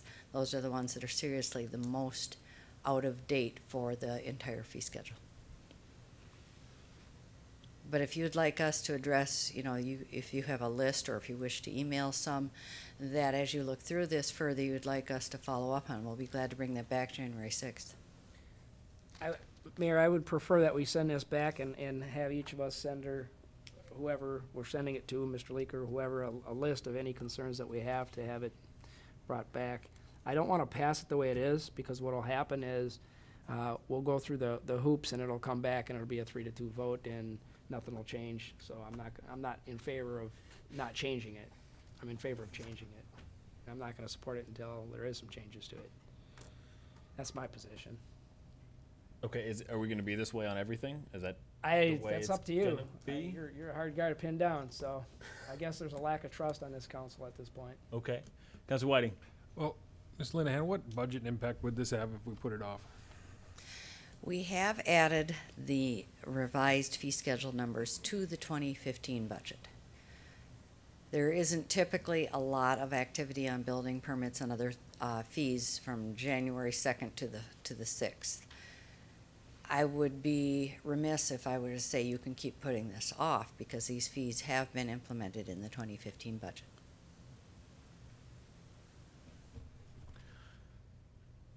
I would say we just adopt this now as it is, and we can set it for a policy discussion in January to come back. And I understand evidently that I'm very hard to pin down, Matt, but I agree with you entirely that I think there are a lot of things on here that we really want people to do, and adding an extra permanent licensing fee on top of that is unnecessary. We need to get that money somehow to pay for people, and we need to figure that out as to how that works. But I would be very willing to have that conversation. But I think that we should adopt this as it is today to continue that forward, because the vast majority of these things on here are not things that are, I think, of concern that way until we have the policy discussion to back it up.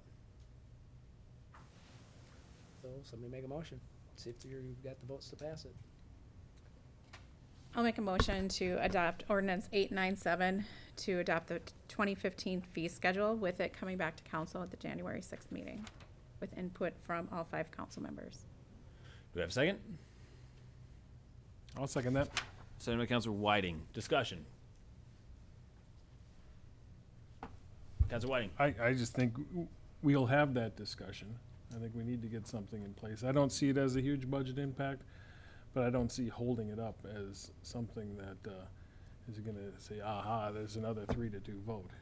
I just don't see that as the general direction. I don't see that as a problem either. As a positive goal here. The problem I see is lack of trust of whether it'll actually come back or not. It's a fee schedule we adopt every year. Yep. Further discussion. Seeing none, all those in favor? Aye. Anyone opposed? Aye. Passes 3-2 with Councilor Luce. Were you dissent on that one? I didn't. No. You were no? Okay. So Councilor Luce and Lehman in dissent. Thank you, Ms. Linehan. All right, item 5F10, authorization to spend building funds for Fire Station Number 2 work. I believe Councilor Lane? No. Councilor Luce? I'm just wondering why we have to go through spending all this money on a building that's almost brand new.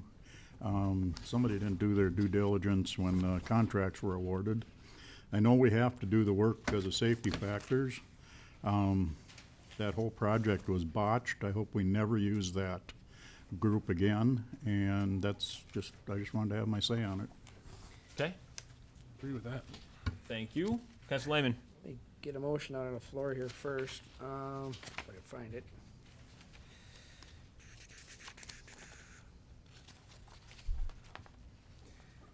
Authorize expenditure of amount not to exceed $32,000 from the building fund for the installation of additional gutters, snow guards, and heat tape, fire station 2, related work. Like to speak to it. Do we have a second? I couldn't hear you, Councilor I Luce. said second. Second, all right. Councilor Lehman. The question that I had was, one of these drawings shows where the water's all gonna go, and I think it was right into the parking lot where everybody gets out of their cars to run into the building. And my question then is either for the maintenance people or the fire chief, how are we gonna address that so nobody gets hurt? Because there's probably gonna be a lot of ice in the parking lot. Maintenance or fire Ms. chief? Wilson? Councilmember Lehman, the new downspouts that would be installed on the east side of the building, the north and southeast corners would run into landscaping and be absorbed into the ground through the landscaping. There is one just to the left of the main entrance.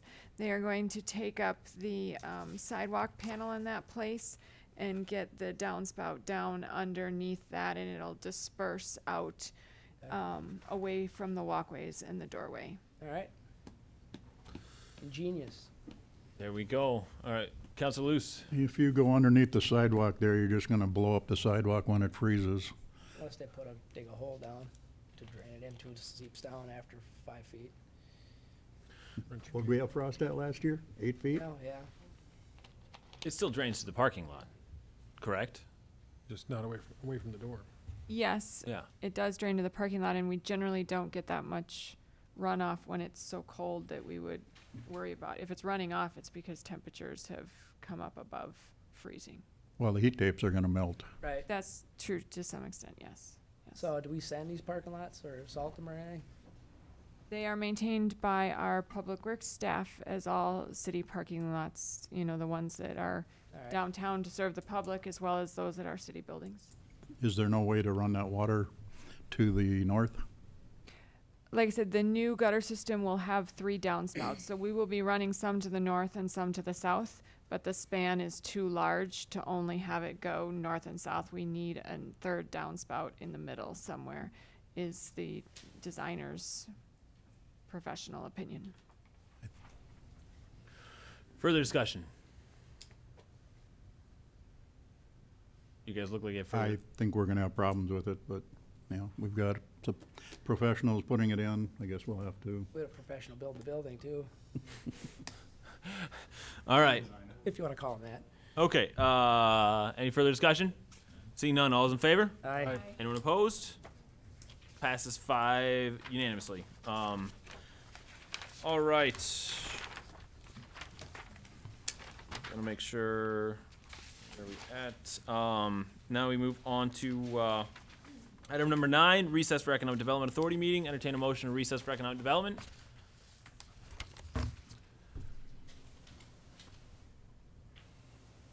I'll make a motion to recess. All right, for Councilor the- Mokel. Do we have a second? Second. Councilor Whiting, any discussion? Seeing none, all those in favor? Aye. Anyone opposed?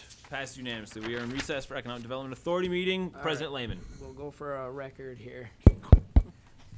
Madam Secretary, please take the roll. Yes, or note Mr. the roll. President. Motion to approve the agenda would be in order. So moved. Mr. Whiting, seconded by Kathy Mokel. Any discussion? Seeing none, all in favor say aye. Aye. Motion passes. Consent agenda includes the EDA bill list and meeting minutes by Kathy Mokel, seconded by Mr. Whiting. Any discussion? All in favor say aye. Aye. Opposed? Motion passes. There's no general business. A motion to adjourn, Mr. Tabke, would be in order. Motion adjourned to January 20th. Seconded by Mr. Luce. Any discussion? All in favor say aye. Aye. All opposed? New world record. All right. You were working for that one. All right, we move on to, let's make sure, 11A1, concept review for senior housing in the R1C zone, the Henderson project. Mr. Leek.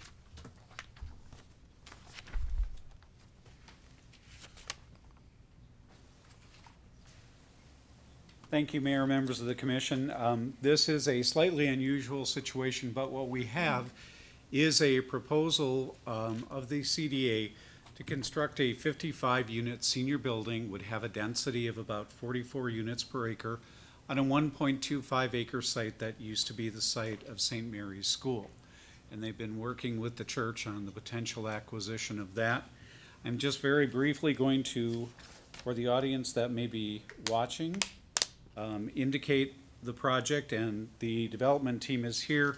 So if you have questions about the specific proposal that they have in front of you, you can certainly address it to them. You'll see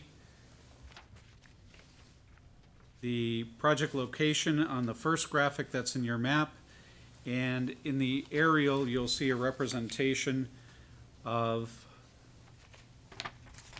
here's the church, the rectory.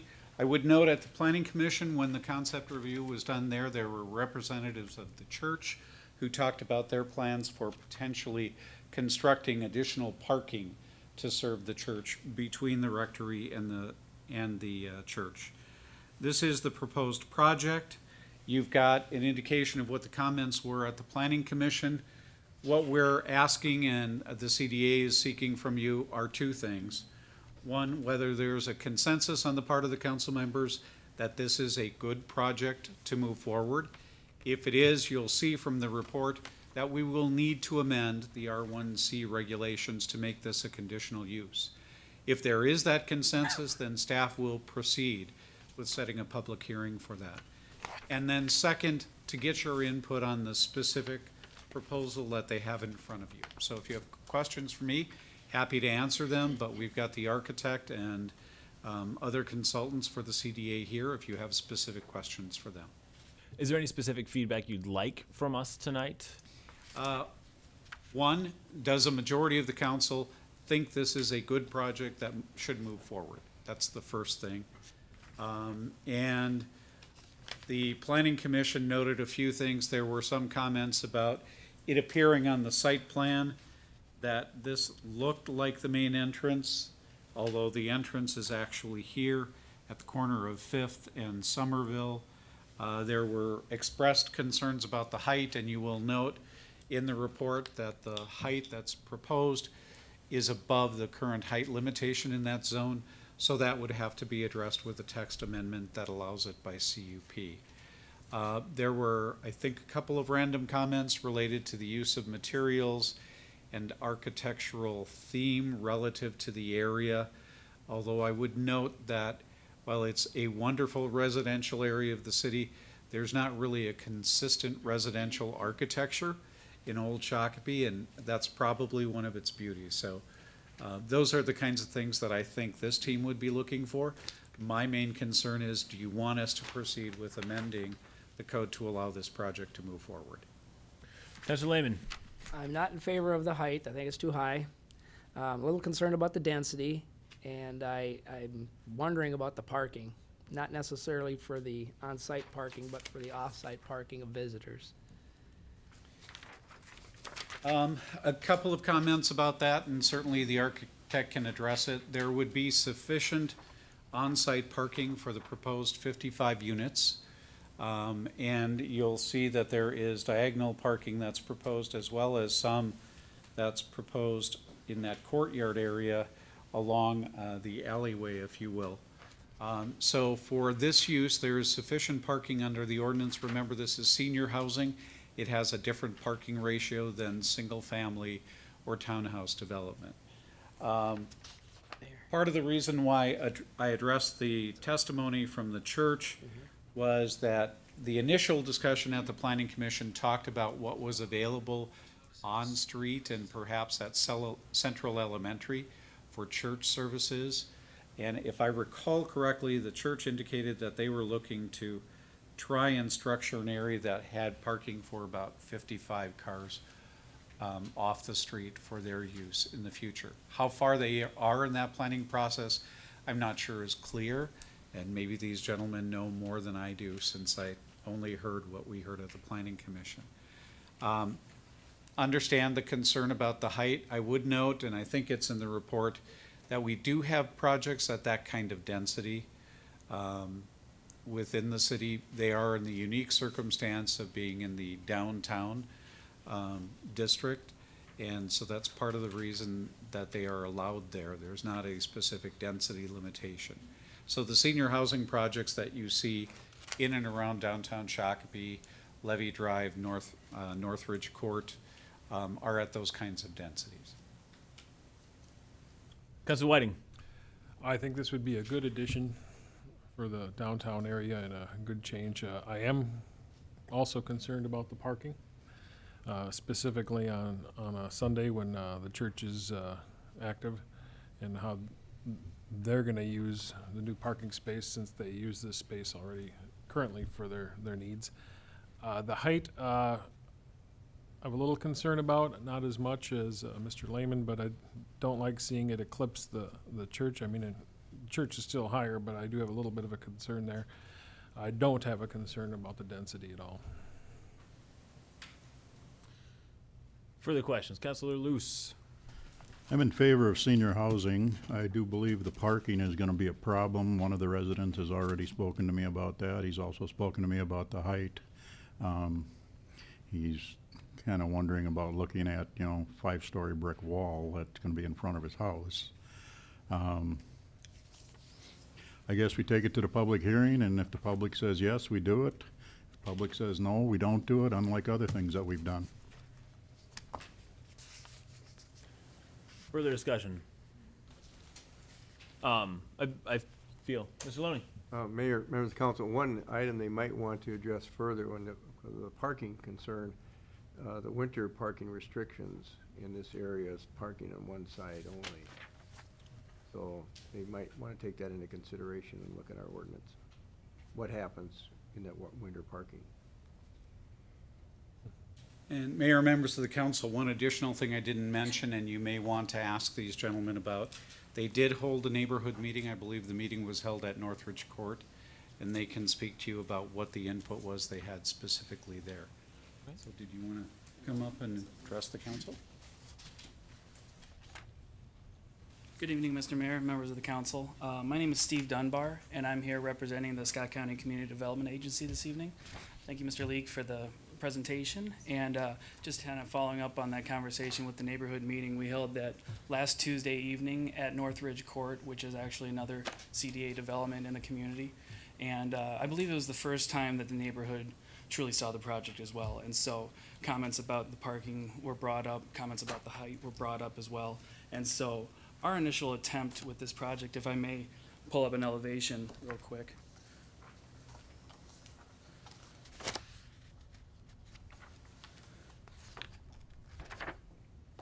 So our initial attempt here was to try to make as much of a residential feel as possible. We understand the density and the scale of the project, but trying to involve quality residential materials within the project. And so to the comment regarding kind of looking at a brick wall, we have brick around the entrances, and one of the feedbacks from Planning Commission was to try to address those entrances better. That is one thing we've taken under advisement and are working through right now to enhance that, make the entry canopies more strong, make a stronger residential feel to those. And one of the reasons, this is kind of broken up into two components of senior housing right now. So it would be a 55-unit project, but initially the plan would be for 34 independent units and 21 assisted care units. And the entrance for the independent side would be off of 5th and Somerville on that corner.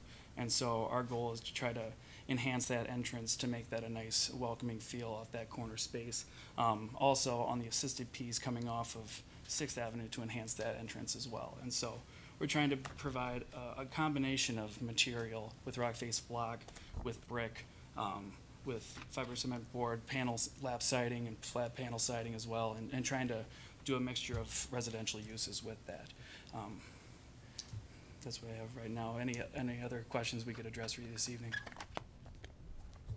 It doesn't appear so. I appreciate you being here. I think this is a great project, and as we move forward with it, I agree that we need to look at the parking concerns. I'm not as concerned about on-street parking as everyone else seems to be for Sundays and that kind of thing, I definitely think it's something we need to acknowledge and look at as we move forward. But I think the project has great merit and will be extremely good for downtown and downtown businesses as it goes together. So, Councilor Lehman. The diagonal street parking that you show in your diagram Yes, sir. on the Somerville side, Sixth Street side, Fifth Street side, are them the existing street?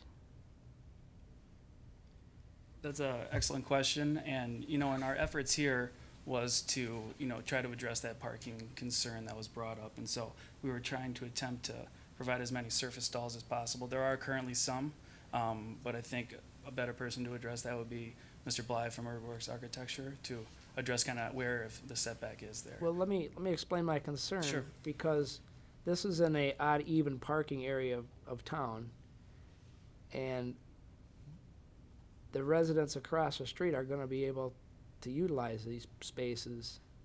So it's not just dedicated, it's public parking. Correct, sir. To address that, we currently are attempting to provide the allotted amount of stalls for the development underneath the building in enclosed stalls, and then the additional stalls between the church and between the proposed development here.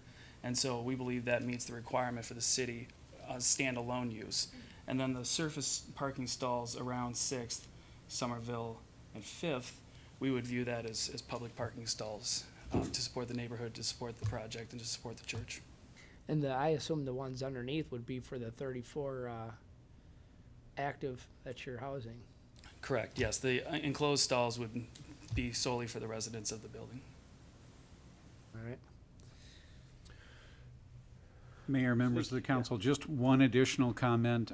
As I noted, and I sense that there is a consensus that we should move forward with an amendment to the R1C zone. It is not simply adding this as a use that's permitted. We will look at criteria by which this conditional use would be reviewed and propose those with the text amendment too. And I would note that additional height is permitted in most city zoning districts right now, including this, with a conditional use permit. So you would already have the ability to look at height for other purposes. So that's not really new in this case.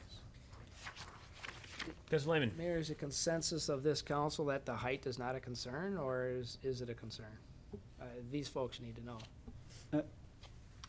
Mayor, members of the council, I think I heard at the Planning Commission and here that there is a concern about height and that these folks should take a look at whether or not they can address it. Okay. Not simply come forward with the same heights. All right. Because we're looking at 3 stories here. That's what, is it 3 or 4? Based on the grade of the site, Yeah. it would be 3 stories of exposed looking off Sixth. Right. And then the grade of the site kind of drops about 11 feet as you go towards Fifth. So as you come along, if I could go back to the elevation here. So it would appear as 3 stories from Sixth, but as you work your way down to Fifth, it would appear as more of a 4-story building. I guess I'm not as concerned about the height of it, understanding that the school that used to be there was close to the same height. 22 feet? It was still a big building that was across the street. Half the height. No. The school. I thought they said during the 2 feet, I think it was. during the planning meeting that was 30-some feet at the, well, It was in the 20s. It was a and this is- 3-story. This is 50, so. anyway, I'm not as concerned about the height. That can go through the planning process and I would not reduce the number of units based on the height. I think the density and getting more people in the downtown area is a critical thing for the future of downtown. Councilor Luce. Yeah, personally, I'm not concerned about the height either, but I don't live there. I don't live across the street, so I think we need to get the input from the people that want to come to the open meeting and listen to them for once. All right. Any further discussion on this item? All right, thank you very much. Mr. Mayor, Is thank there you, members anything, of the council. any additional clarity you need from us? Okay. Not from staff. Thank you. 11F1, City Council Program for Government Access Channel. E1. 11E1. Oh, sorry, I got my 11E1, Park approval of, consultants, I wasn't gonna skip you. I would have come back to it eventually, Jamie. Approval of the final design for Quarry Lake Park and authorization to prepare the plans and specifications. Ms. Polly. All right, thank you, Mr. Mayor, members of council. We are here tonight. At the last meeting that you had at your work session, we discussed Quarry Lake Park a little bit and talked to you a little bit about the process that we were at up to this point with the design of Quarry Lake Park. On September 2nd of 2014, the city authorized staff to enter into an agreement with WSB and Associates to do the design and construction documents for Quarry Lake Park that is on our Park Reserve CIP for 2015 construction. So we have been working overtime. On September 2nd, when you approved that contract agreement, staff had done a basic concept plan to get an idea of how we would use that park. We had developed this plan, and council and the park board had supported this plan because we were bringing fill out to this site over the last couple of years as we did other park projects, street projects, because this is a site, being that it was an old quarry, needed a lot of fill. So it had been authorized over time to kind of go with this concept plan, so we knew where to put that fill and where potential parking lots and buildings would be. So this is the overall very basic city staff drawing.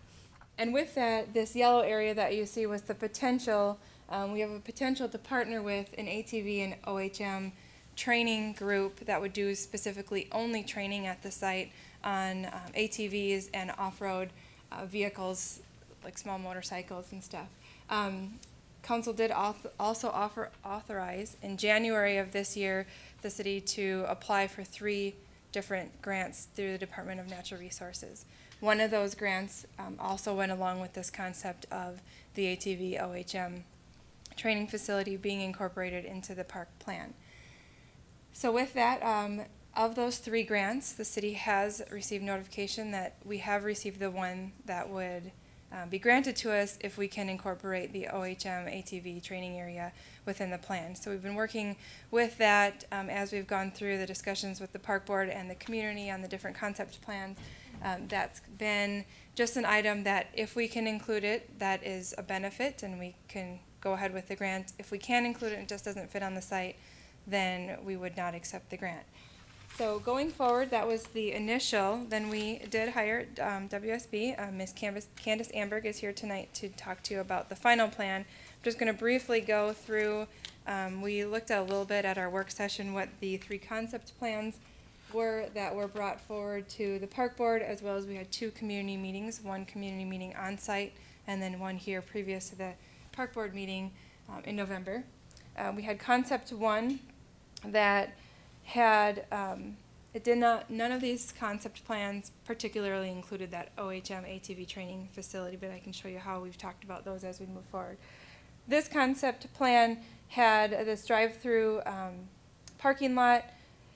It had the smaller shelter as we discussed in the big one, and then the larger shelter, which the council discussed and how we might move forward in design of that and where that might be incorporated in the future at the December 2nd meeting. So we had an open, similar open area, but not really an open green space in this design. Then we had concept 2, that had, concept 2 and 3 have an open area design. When we took it to the park board, when we had the community meetings, these were the 2 we got the most most comments on, that people liked the open concept plan, the lawn space, where you could look out over to the lake, where you could sit, have a picnic with your family, where you could play different games with your family in there. This one had the large building situated here, terraced seating with a pier, and I'm going to let Ms. Amber go through the final design with you more specifically, and then we can get questions. But it also had a curved parking area. This, by staff, was not ideal parking area because of the dead ends of each parking lot. Basically, you're going in, and then you'd have to back, and to go back out, it didn't allow for an easy flow through. So that was one of the main comments from this design. Design 3 was probably the one that the park board staff and the citizens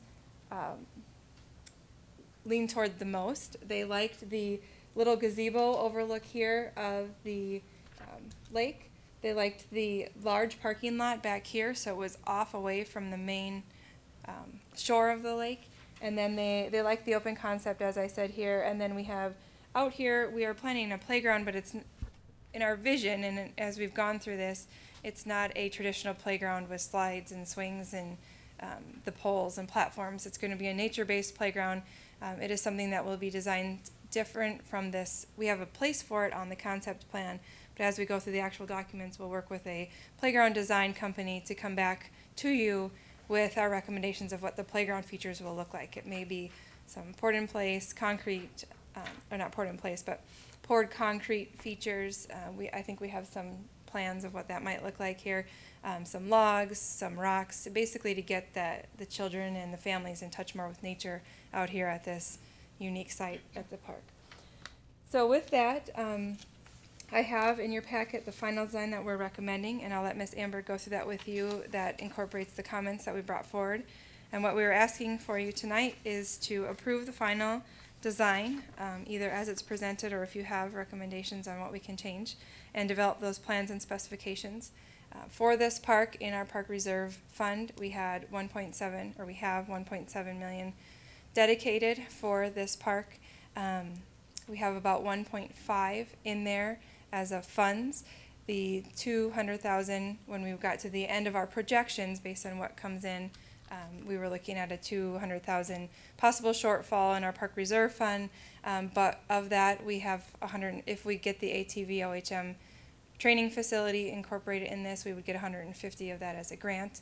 We are applying for other grants. We are also looking to the area corporations for partnerships on possibly the large shelter or even the small shelter. So before we actually get to construction, we are going to be seeking additional grant funding, as well as we are having help from the Shakopee Prior Lake Water Ski Association for additional grants and additional funding resources to get all of the funding for this. The budget that you have in your packet tonight is a preliminary engineer's estimate, and Ms. Amber can speak to that a little bit more as well as we move forward. The bottom line estimate, if we were to put everything in minus the large shelter, would be 2.1 million. So that is a little bit over what we have in the park reserve. As we look at the construction documents, we will look at what items may be something that we could put in as an alternate to get closer to that budgeted amount. Or we can also see if the bids come in favorably with a park construction like this. As you will see, and as I mentioned at the December 2nd work session, if we design that large shelter for a large gathering space that is fully enclosed, it would fall outside of the parameters of what we have budgeted for this park. So I was directed by council at that work session to still go ahead and design this shelter for that large gathering space fully enclosed. But that would be a discussion. We'll do that as a separate item in the bid package and a discussion before we even go out to bid from the council when we get authorization for you to actually do the bidding of this park, of whether or not we include that large shelter in the bid package and where that funding may come from. But we at this time are still going to go ahead and plan that. So any questions before final? Councilor Lehman. I would rather have a discussion on where the funding's coming from ahead of time. And we can do that. That was a question we had. Because right now, even if we do the base, we're ways over what we've got allocated for this, and what we've got allocated, we allocated more than what we actually have on hand. So we're gonna have to figure out almost a couple different ways of looking maybe at this project. Like, do we do this portion first and then a second phase to it later on, or something? Because realistically, I don't think we're gonna be able to do this whole thing at once. Councilor Whiting. Let me go over the numbers real quick with you. Again, you said we have 1.5 now, but you plan on 1.7? We have, if you look at our, I don't have my overall park reserve budget here, but when I presented that to council and went through budget time, we have 1.7 million allocated for this project. We also have 500,000 allocated for a potential joint project with the school district. If we do those two, and the other project in 2015 is a $300,000 project of upgrading two of the ball fields at Tapa Park. If we do all three of those projects in 2015, based on our projections of what we have currently, we would then have a $200,000 shortfall in our park reserve at the end of the year. Now, we can choose not to do the Tapa Park fields as well, and we have an extra $300,000, or then we would be $100,000 in the black at the end of the year. We could not do the joint project. Nothing is scheduled at this time for that, which would put $500,000 still in there. So in the park reserve, we have the funds available. It's just a matter of allocating which projects we do first. Allocated for this project Is right 1.7. now, 1.7. Yes. With a $150,000 grant. Correct. And a $40,000 grant that we currently already have in the park reserve from Polaris and Excel. Plus 40,000. The 150 is if you incorporate the off-road vehicles. Yeah, and we do have a very good way to do that, which we'll explain in the final plan. Could we see we're that? a couple $100,000 off. Well, if we don't do the joint project with the school district, then we have $300,000 in excess of what our final bottom line was supposed to be. So, which to the budget would make up some of that difference. Well, where I'm going with this is I'd like to suggest a couple more bid alternates. And, We haven't gotten to that part yet. But okay, we're getting there. Okay, let's do that.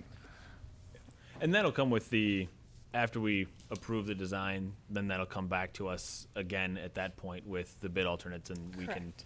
play with that, and then, so we're not at the point yet where we have to say this needs to be a 1.7 million project today. Correct. Right. This is to ask to approve the final design of the project and to go ahead with plans and specifications for this project. The next step is that when those are developed, we come back to you as City Council and we say, these are the plans and specifications, the final design. This is our final engineer's estimate based on what we've designed the building to be, based on what the park has designed to be, and this is how we would go to bid. And yes, that's when we would talk about what those bid alternates would be in that construction package. Okay. The specifications would be done, but the construction package could still be tweaked before we bid it. I know I'm early in the conversation, but I don't think it's a good idea to drain the park reserve down to nothing. Agreed. Yeah, I think everyone will agree with that. Mhm.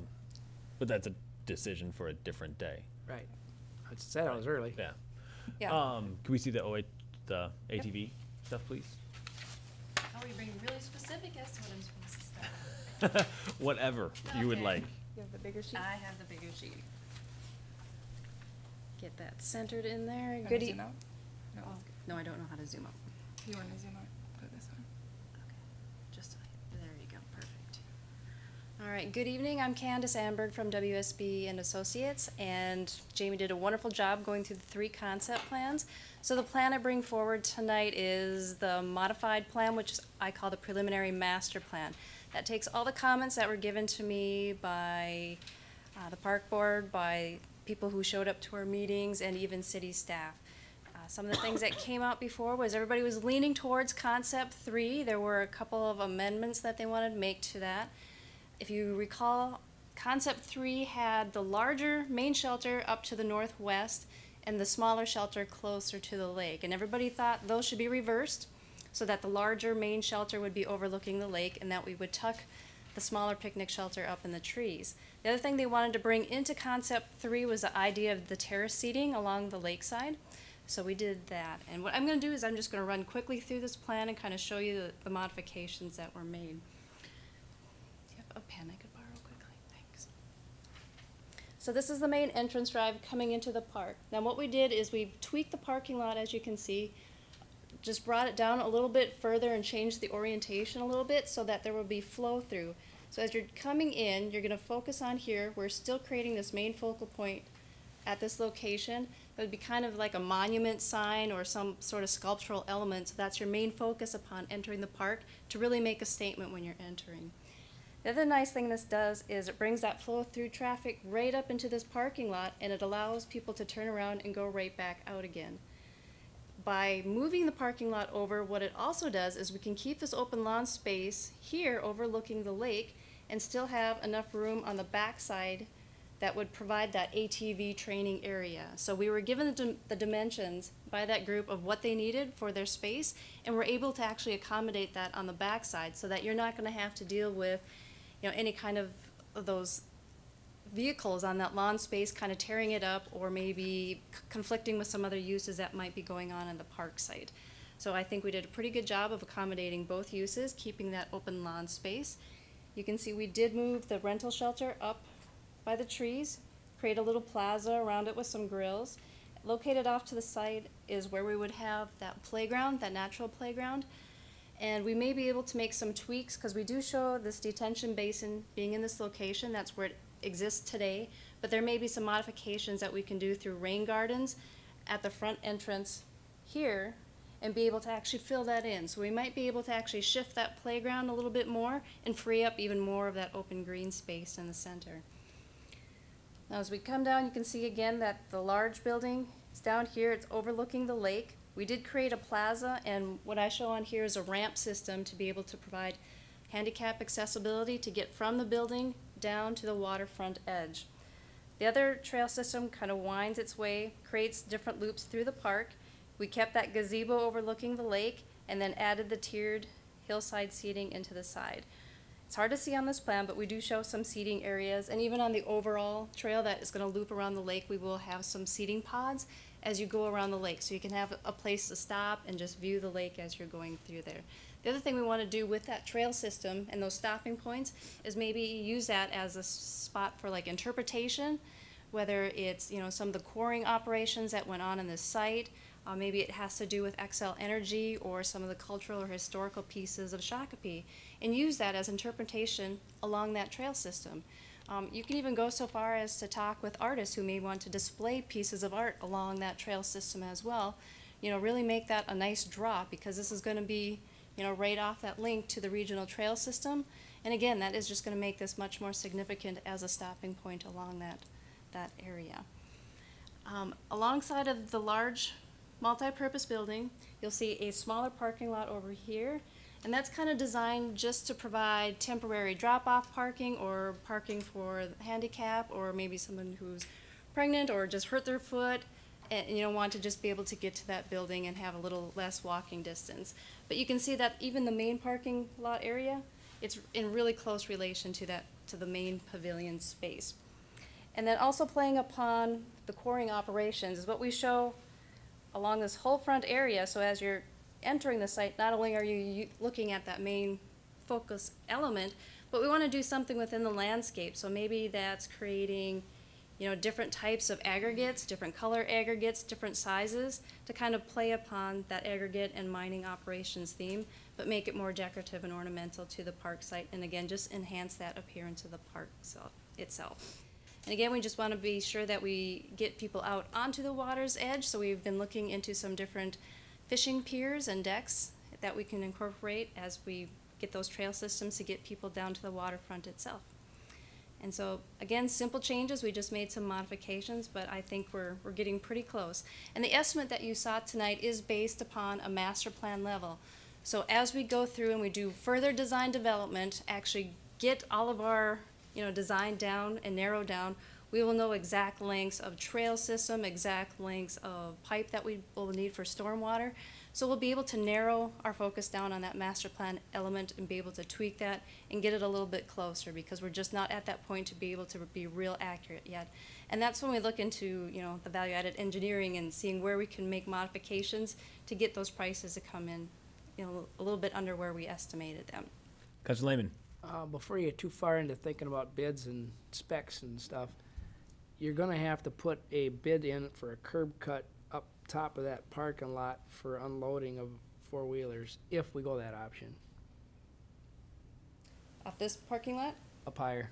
Up here? Probably somewhere up in that corner, because I would assume they're either coming in the back of a pickup truck or they're coming on a trailer. Absolutely. And some, yeah, they'll do that. And that's the other reason for having the parking lot this way. It'll be easier for them to maneuver coming in and be able to park those. But those are, yeah, details that we will definitely put in there. All right. Councilor Luce. The retention pond, I understand why they're there. I don't like them, especially in a park setting with children. I noticed the vegetation you have around it in this graph. What are you planning on putting there? Something childproof that they can't get through? We're hoping to get rid of it. So we're going to do some more investigation. But if we can incorporate some rain garden designs along this front edge by the parking lot, we may be able to fill that in. That would be fantastic. Worry more about the lake. Councilor Luce, that was also a comment of the park board, that if we could get rid of it, they wanted to see that. Yeah, the retention ponds don't belong in a park. Other thoughts? Councilor Whiting? Trailer parking. Now, we have trailer parking for the boats, I assume, over in this ski club use area. Is that no? Just, should I answer that, or do you Oh, want to go ahead? Because I'm talking about ATV trailer parking and things like Right, that. so that's a separate one. The ski club has a gated drive. So this drive coming down here will have a gate right there. And so only the ski club can proceed down this drive to their actual boat launch area. And right now they have basically turf areas where they park their trailers. In our plans, we are going to accommodate areas, so if they decide to expand upon that further, actually make it like parking stalls, that they'll be able to do so. We just want to plan for it now. For the ski club. For the ski club. Any planning for the ATV, or we're not there yet? They would just be using the parking lot up on the north end. And the other thing is this parking lot is gated as well. And I believe they said they would only probably hold classes maybe 3 to 4 times per summer. And so on those days, you do have the possibility of, going out and coning the parking lot, so that's for their use only. Or, just even gating it for, extra security and just letting those participants come in at that time. All right, any further discussion or questions? All right, do we have a motion then?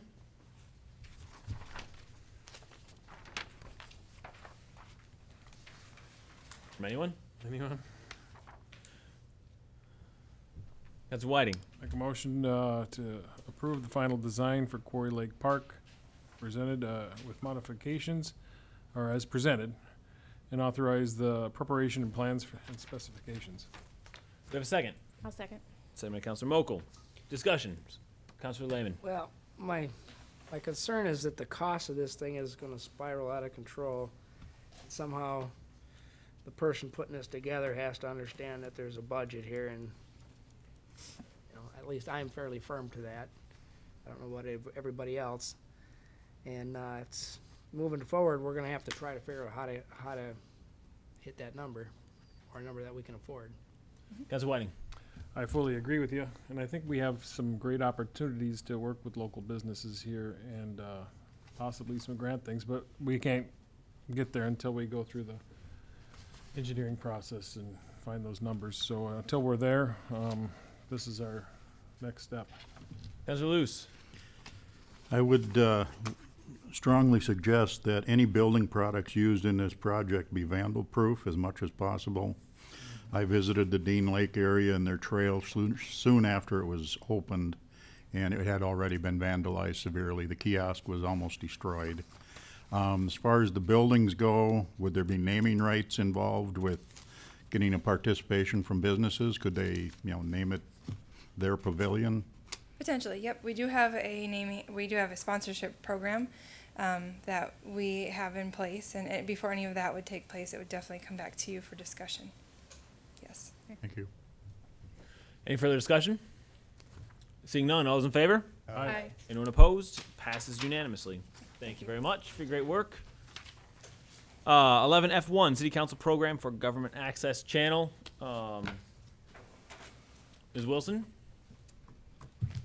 Mind if I do it from here, Mr. go Mayor? for it. The agenda item in front of you is a follow-up from a workshop discussion that the council had a few meetings ago, in which we discussed priorities for the communications activities of the city for 2015.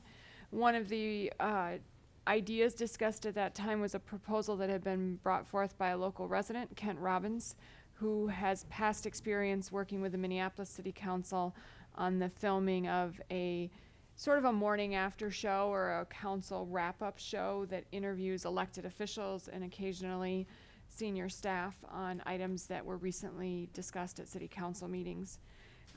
The council had asked to see a sample of what that show might look like in practice, and Mayor Tabke and Councilmember Mokel participated in the filming of that sample show a couple weeks ago. The video was sent to all of you electronically. Hopefully you've had a chance to review that. And at this stage, it's just a matter of whether council wishes to go forward with the program or not.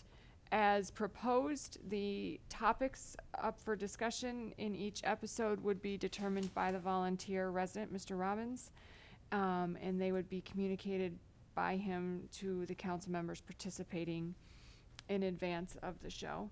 Staff's involvement would be solely in capturing the audio and video and a little bit of post-production work necessary to get it up on the Government Access Channel, our YouTube channel, and the city website, which we estimate to be about 2 hours of staff time per episode completed. So the question before the council tonight is, do you, after having seen the sample, do you wish to proceed with creating this kind of program?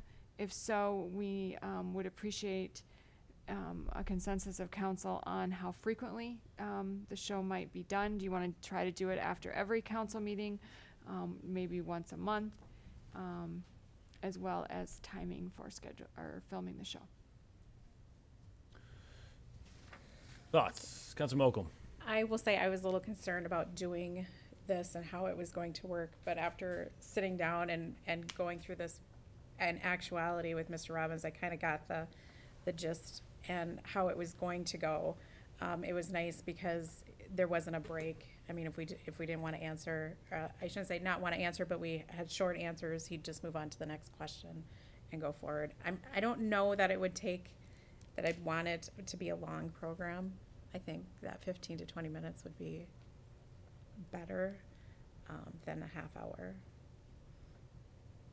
And then I'm thinking monthly, once a month. I would just agree with you completely that I thought the process was really good. I think that it would be extremely beneficial to our residents for doing it and continuing with it. However, in my opinion, that tonight we've obviously seen that there are council members who feel they cannot trust other council members, and until we get through that and working together as a body, if people can't trust that what other people are going to say is the truth, or whatever version of the truth you feel is the actual one, I don't think we should move forward with it. I would like to revisit, if that was the council's wishes, I would like to revisit it in 4 to 6 months and see where we're at that point. But if it's going to be used as a, I don't want to say as a weapon, but if it's going to be used as a political maneuvering issue, which I feel that it may, I don't want to move forward with it. So that's my thought on it. I said that from the very beginning, before we even tested it out, that it's got potential to be used for a political ploy, and that's why I didn't support it to begin with. I still don't support it. Councilor Whiting. Well, I thought you did a great job, Kathy. No, you did okay too. Yeah. But I see the value in the communication tool. I wouldn't want to see it any more than a month. I think that would be too much pressure. But I agree with both the mayor and Mr. Lehman on, especially now. But I don't want to totally bury it. Would we be in favor of revisiting in May, June timeframe? I think so. Councilor Lehman? I'm just not interested in it. Councilor Luce? I'll guarantee you, I'll use it as a weapon. Well, that's wonderful. It'll be straightforward. Okay. Well, then let's revisit it, because I think it has value to the residents. I think it could be an extraordinarily positive thing if we chose to not use it as a weapon. So we'll have to get over those hurdles and figure out how to get there. Does anybody have a motion? I think just table it for now. Or do you want Yeah, a motion to I don't bring think it we back? even need to table it. We can just let it go and say Okay. we need to pull it back in sometime early summer. Okay. Everybody okay with that? Mhm. All right. 11F2, discuss city administration transition plan. We have no direction from staff on this, but with actions that were taken earlier in the evening, we need to put into place interim city administrator at this point, and so we are up for discussion as to how we think that should go, and then decisions that need to be made along with that. So this is open for discussion. Councilor Lehman. Well, I would say since the assistant city administrator's job description says that that person is the city administrator in the absence of the city administrator, that would be the first place to start. Then I would contact the League of Minnesota Cities and get an ad out, say Shakopee's looking for a full-time city administrator. And we'll accept applicants from both internal and external and put out what we're looking for qualifications and put off a cutoff date for when we're going to be accepting them. And then plow through them and see what we get. Other thoughts? Councilor Luce. As per what happened earlier, I think it's already been discussed among three, and they know what they want to do. So I believe we might as well just let you tell us what we're going to do. What would you like to do? You already told me what you want to do. You've already spoken to another member of staff to step into the role, bypass Ms. Wilson, which I think is wrong. But That's why we're here for discussion. So if you're I gonna. brought it out. I told you what I think. Okay. So. All right. Other thoughts? I feel that Ms. Wilson would do a phenomenal job as interim city administrator. I also feel, and she and I have talked about this, that with all of the things that are going on currently within the city, that I would much rather have her focus on the city assistant city administrator position since she is in charge of the hiring of the significant number of new folks in the transition that everything is in. I feel that we would all be best served with her staying in that position and utilizing Ms. Julie Linehan in the interim until we have someone new in place. Councilor Lehman. I think our assistant city administrator is more than capable and has the opportunity to utilize Scott County as a backup, as help in a good collaborative effort. I think to take a finance director who's already turned in a resignation, doing a full-time job, and ask him to do another full-time job at the same time is ridiculous. That makes two departments working at 50% instead of one department working at 75%, getting help from an outside source that's more than willing to help us in a collaborative effort. I think it makes more sense to have Julie do it, since she is going to be leaving us anyway, rather than having Chris step in and then having to step back. I think it just makes more sense. Councilor Whiting? What is the expected timeline that we can look forward to try and find some applicants here? Councilmember Whiting, this steps into a secondary issue, which I believe will be on the agenda for January 6th. Councilmember Lehman had noted putting an ad out and listing our qualifications and so on.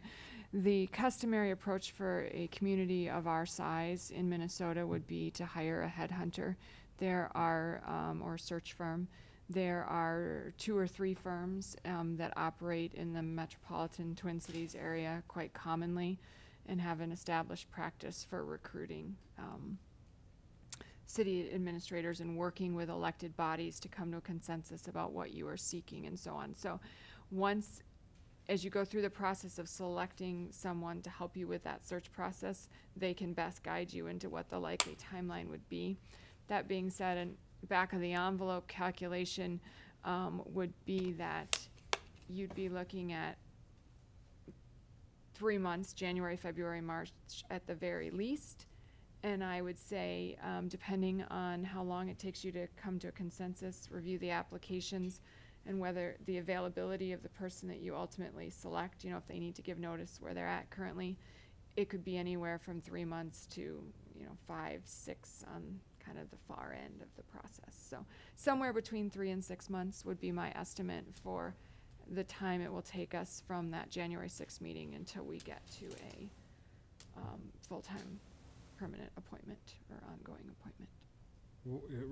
Remind me when Ms. Linehan's resignation. I believe it was effective the final day of January.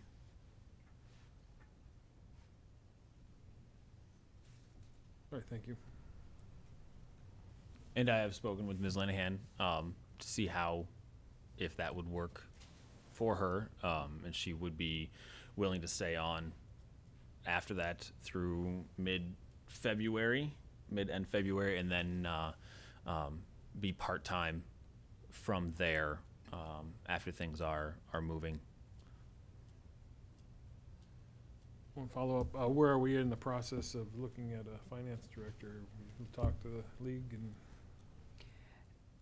Due to the fact that the council's intentions regarding the city administrator were known a day or so after Ms. Linehan's resignation, I have not done anything yet on filling that key department head position. I felt it best to have some idea from council as to where you wanted to go in regards to the city administrator position.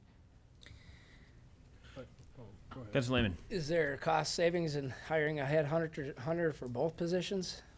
That's certainly an option that I would encourage the council to at least consider.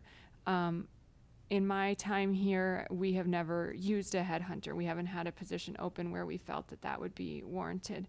But I am aware of a couple of other cities that have experienced the situation that we find ourselves in, which is needing a chief executive, either a city manager or an administrator, and a department head of some type. And oftentimes they will use the same headhunter or search firm to conduct both searches, given the transition and the fact that they'll already be working closely with the elected body to come to a consensus as to what you're looking for one position. It often relays into what you might be looking for that second position. There's two ways of thinking about this.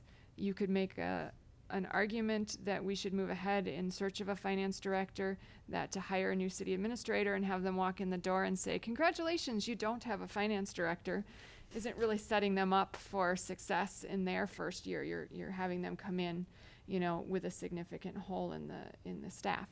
The flip side of that is some chief executives would prefer to build their own team, and given the opportunity to, hire a department head, they would prefer to have input into that.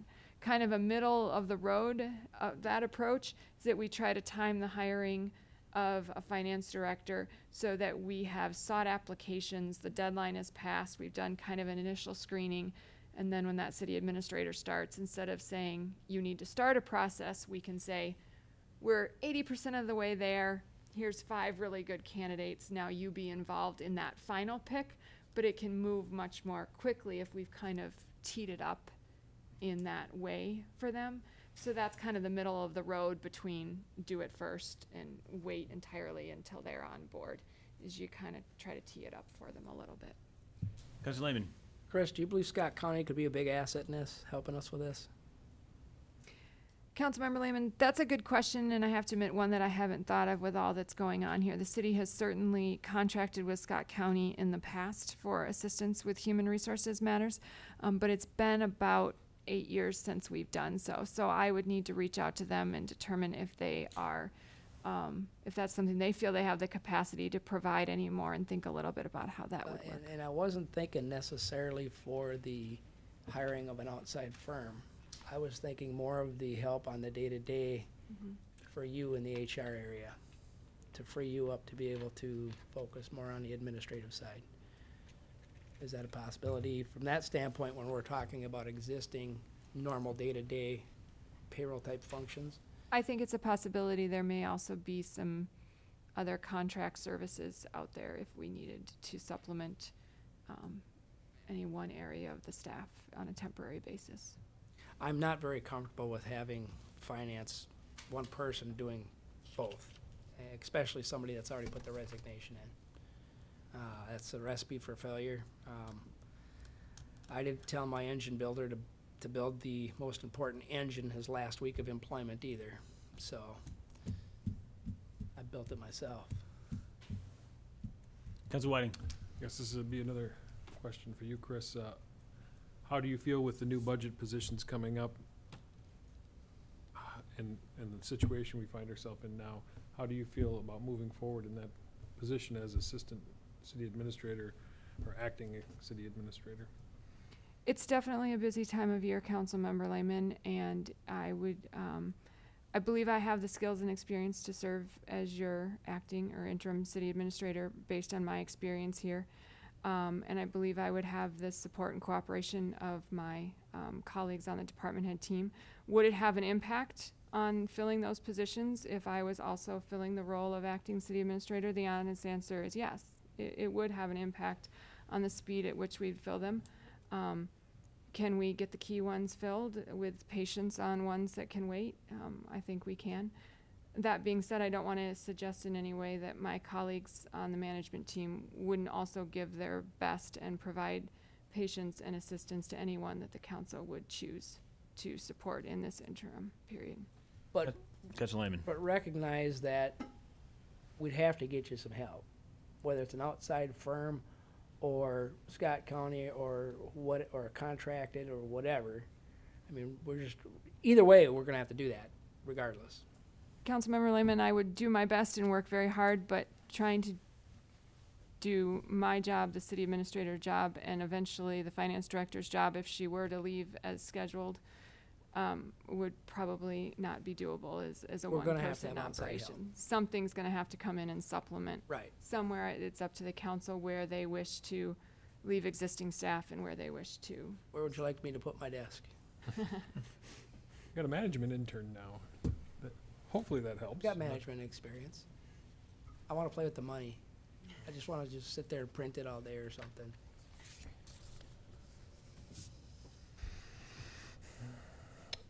Councilor Whiting. I guess I'm leaning both directions. I'm hoping we can keep Miss Linehan around longer to help in the finance department, and hopefully we get the team atmosphere in hiring these positions with Miss Wilson's help and our new management intern and everyone else. So I guess I'd look for some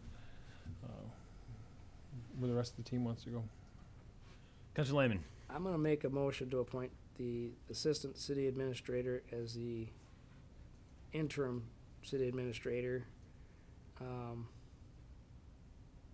in that motion, I'm gonna authorize that person to hire outside assistance where needed to put together a transition plan and hire a firm to help in the process. Thompson's gonna second my motion. Outstanding. I'll wait for a second. Is there a second?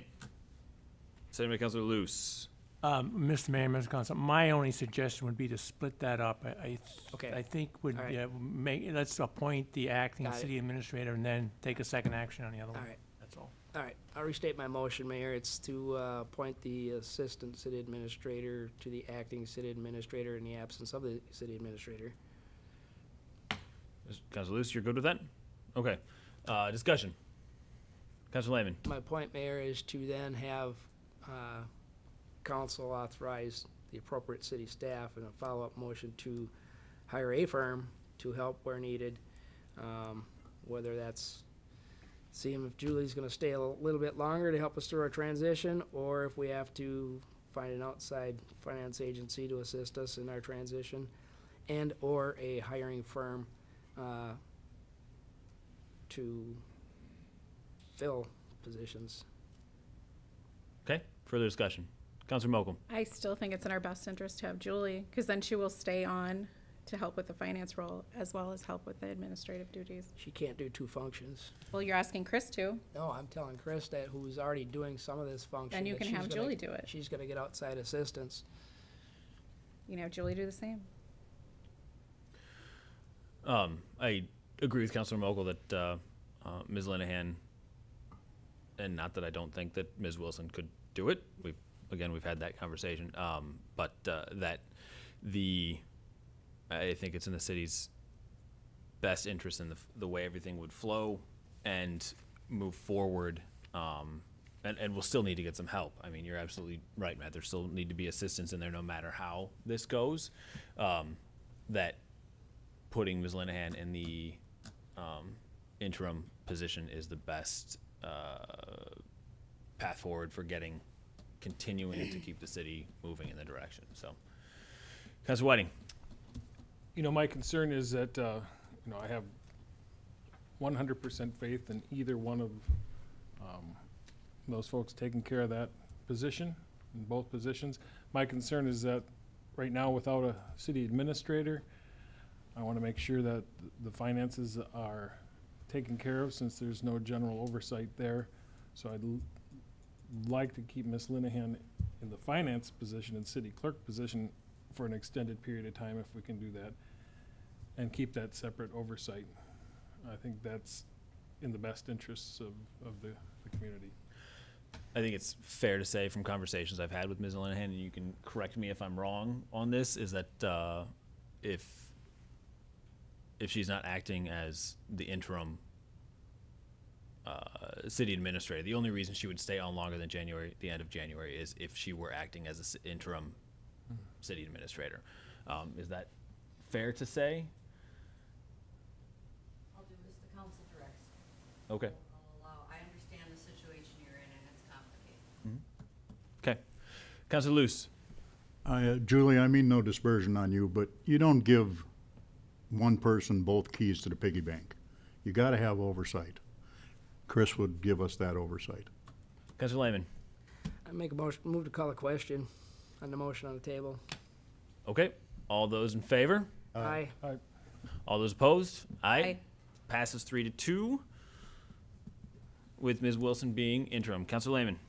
Well, make a motion to direct appropriate city officials to contact Scott County, outside agencies, and anybody else that they deem necessary to aid in our transition decisions as discussed, to fill these positions or get these positions advertised, or whatever it is we're doing.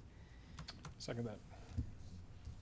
I guess I have no idea what that meant. That means that the appropriate city officials, after I suppose our top level staff have a staff meeting about this, are gonna figure out the best method to bring back to us to function, to operate a city with the available manpower, womanpower, sorry guys and gals, that we have, and bring that back to us, whether it's contracting a firm out to help us to get Scott County to assist us, or to hire a headhunter or an outside facility to do a lot of the legwork of putting together the information to advertise for various positions that are open in the city of Shakopee, and what the qualifications might be, what the deadlines might be, and so on and so forth. I sum that up all right? I'm sure I missed a bunch. Maybe, my, Mr. Mayor, if I may. Please. Is the motion intended to include both the new position of city, to fill city administrator position and other positions, or I'm wondering if. The city administrator position and the finance director position. I just think staff wants. Right off bat, that would be the top two Okay. priority. If there's other positions, I know maybe there's an HR position that opened up recently. Probably want to fill that position. IT. Well, you know, we just hired an IT person. We haven't had anybody leave, so I don't think that's a top priority. I think our upper management staff is probably priority at this point. Interim City Administrator Wilson, what is your? Mr. Mayor and council members, if I might, it's been a long evening and we've covered a lot of grounds. I think maybe the general direction that staff come up with a transition plan. We'll sit down as a team and go through the open positions we have, and we'll be back before you at your January 6th meeting with some recommendations as to the priority order for filling those positions and where we think outside assistance would be helpful. That was my motion. Are you clear, Mr. Thompson? I don't need to be clear, Ms. Wilson. She's clear. So, is that okay with the seconder? Yes. All right. So what Ms. Wilson said is your motion? Is that what I'm understanding? Yep, and Thompson seconded it, and Jay thirded it. So. Okay. All right. Any further discussion? Seeing none, all those in favor? Aye. Anyone opposed? Passes unanimously. Any other business? Councilor Whiting. I would like to direct staff to work with Ms. Linehan to extend her contract, or her stay here with the city as long as we can deem fit to maintain our financial and city clerk positions. I'll second. That was a motion. That was a motion? Yeah. Okay, motion second. Discussion. Council Lehman. We're probably gonna have to have some kind of a timeline on that since we've already previously asked staff to go out and Well- replace this position.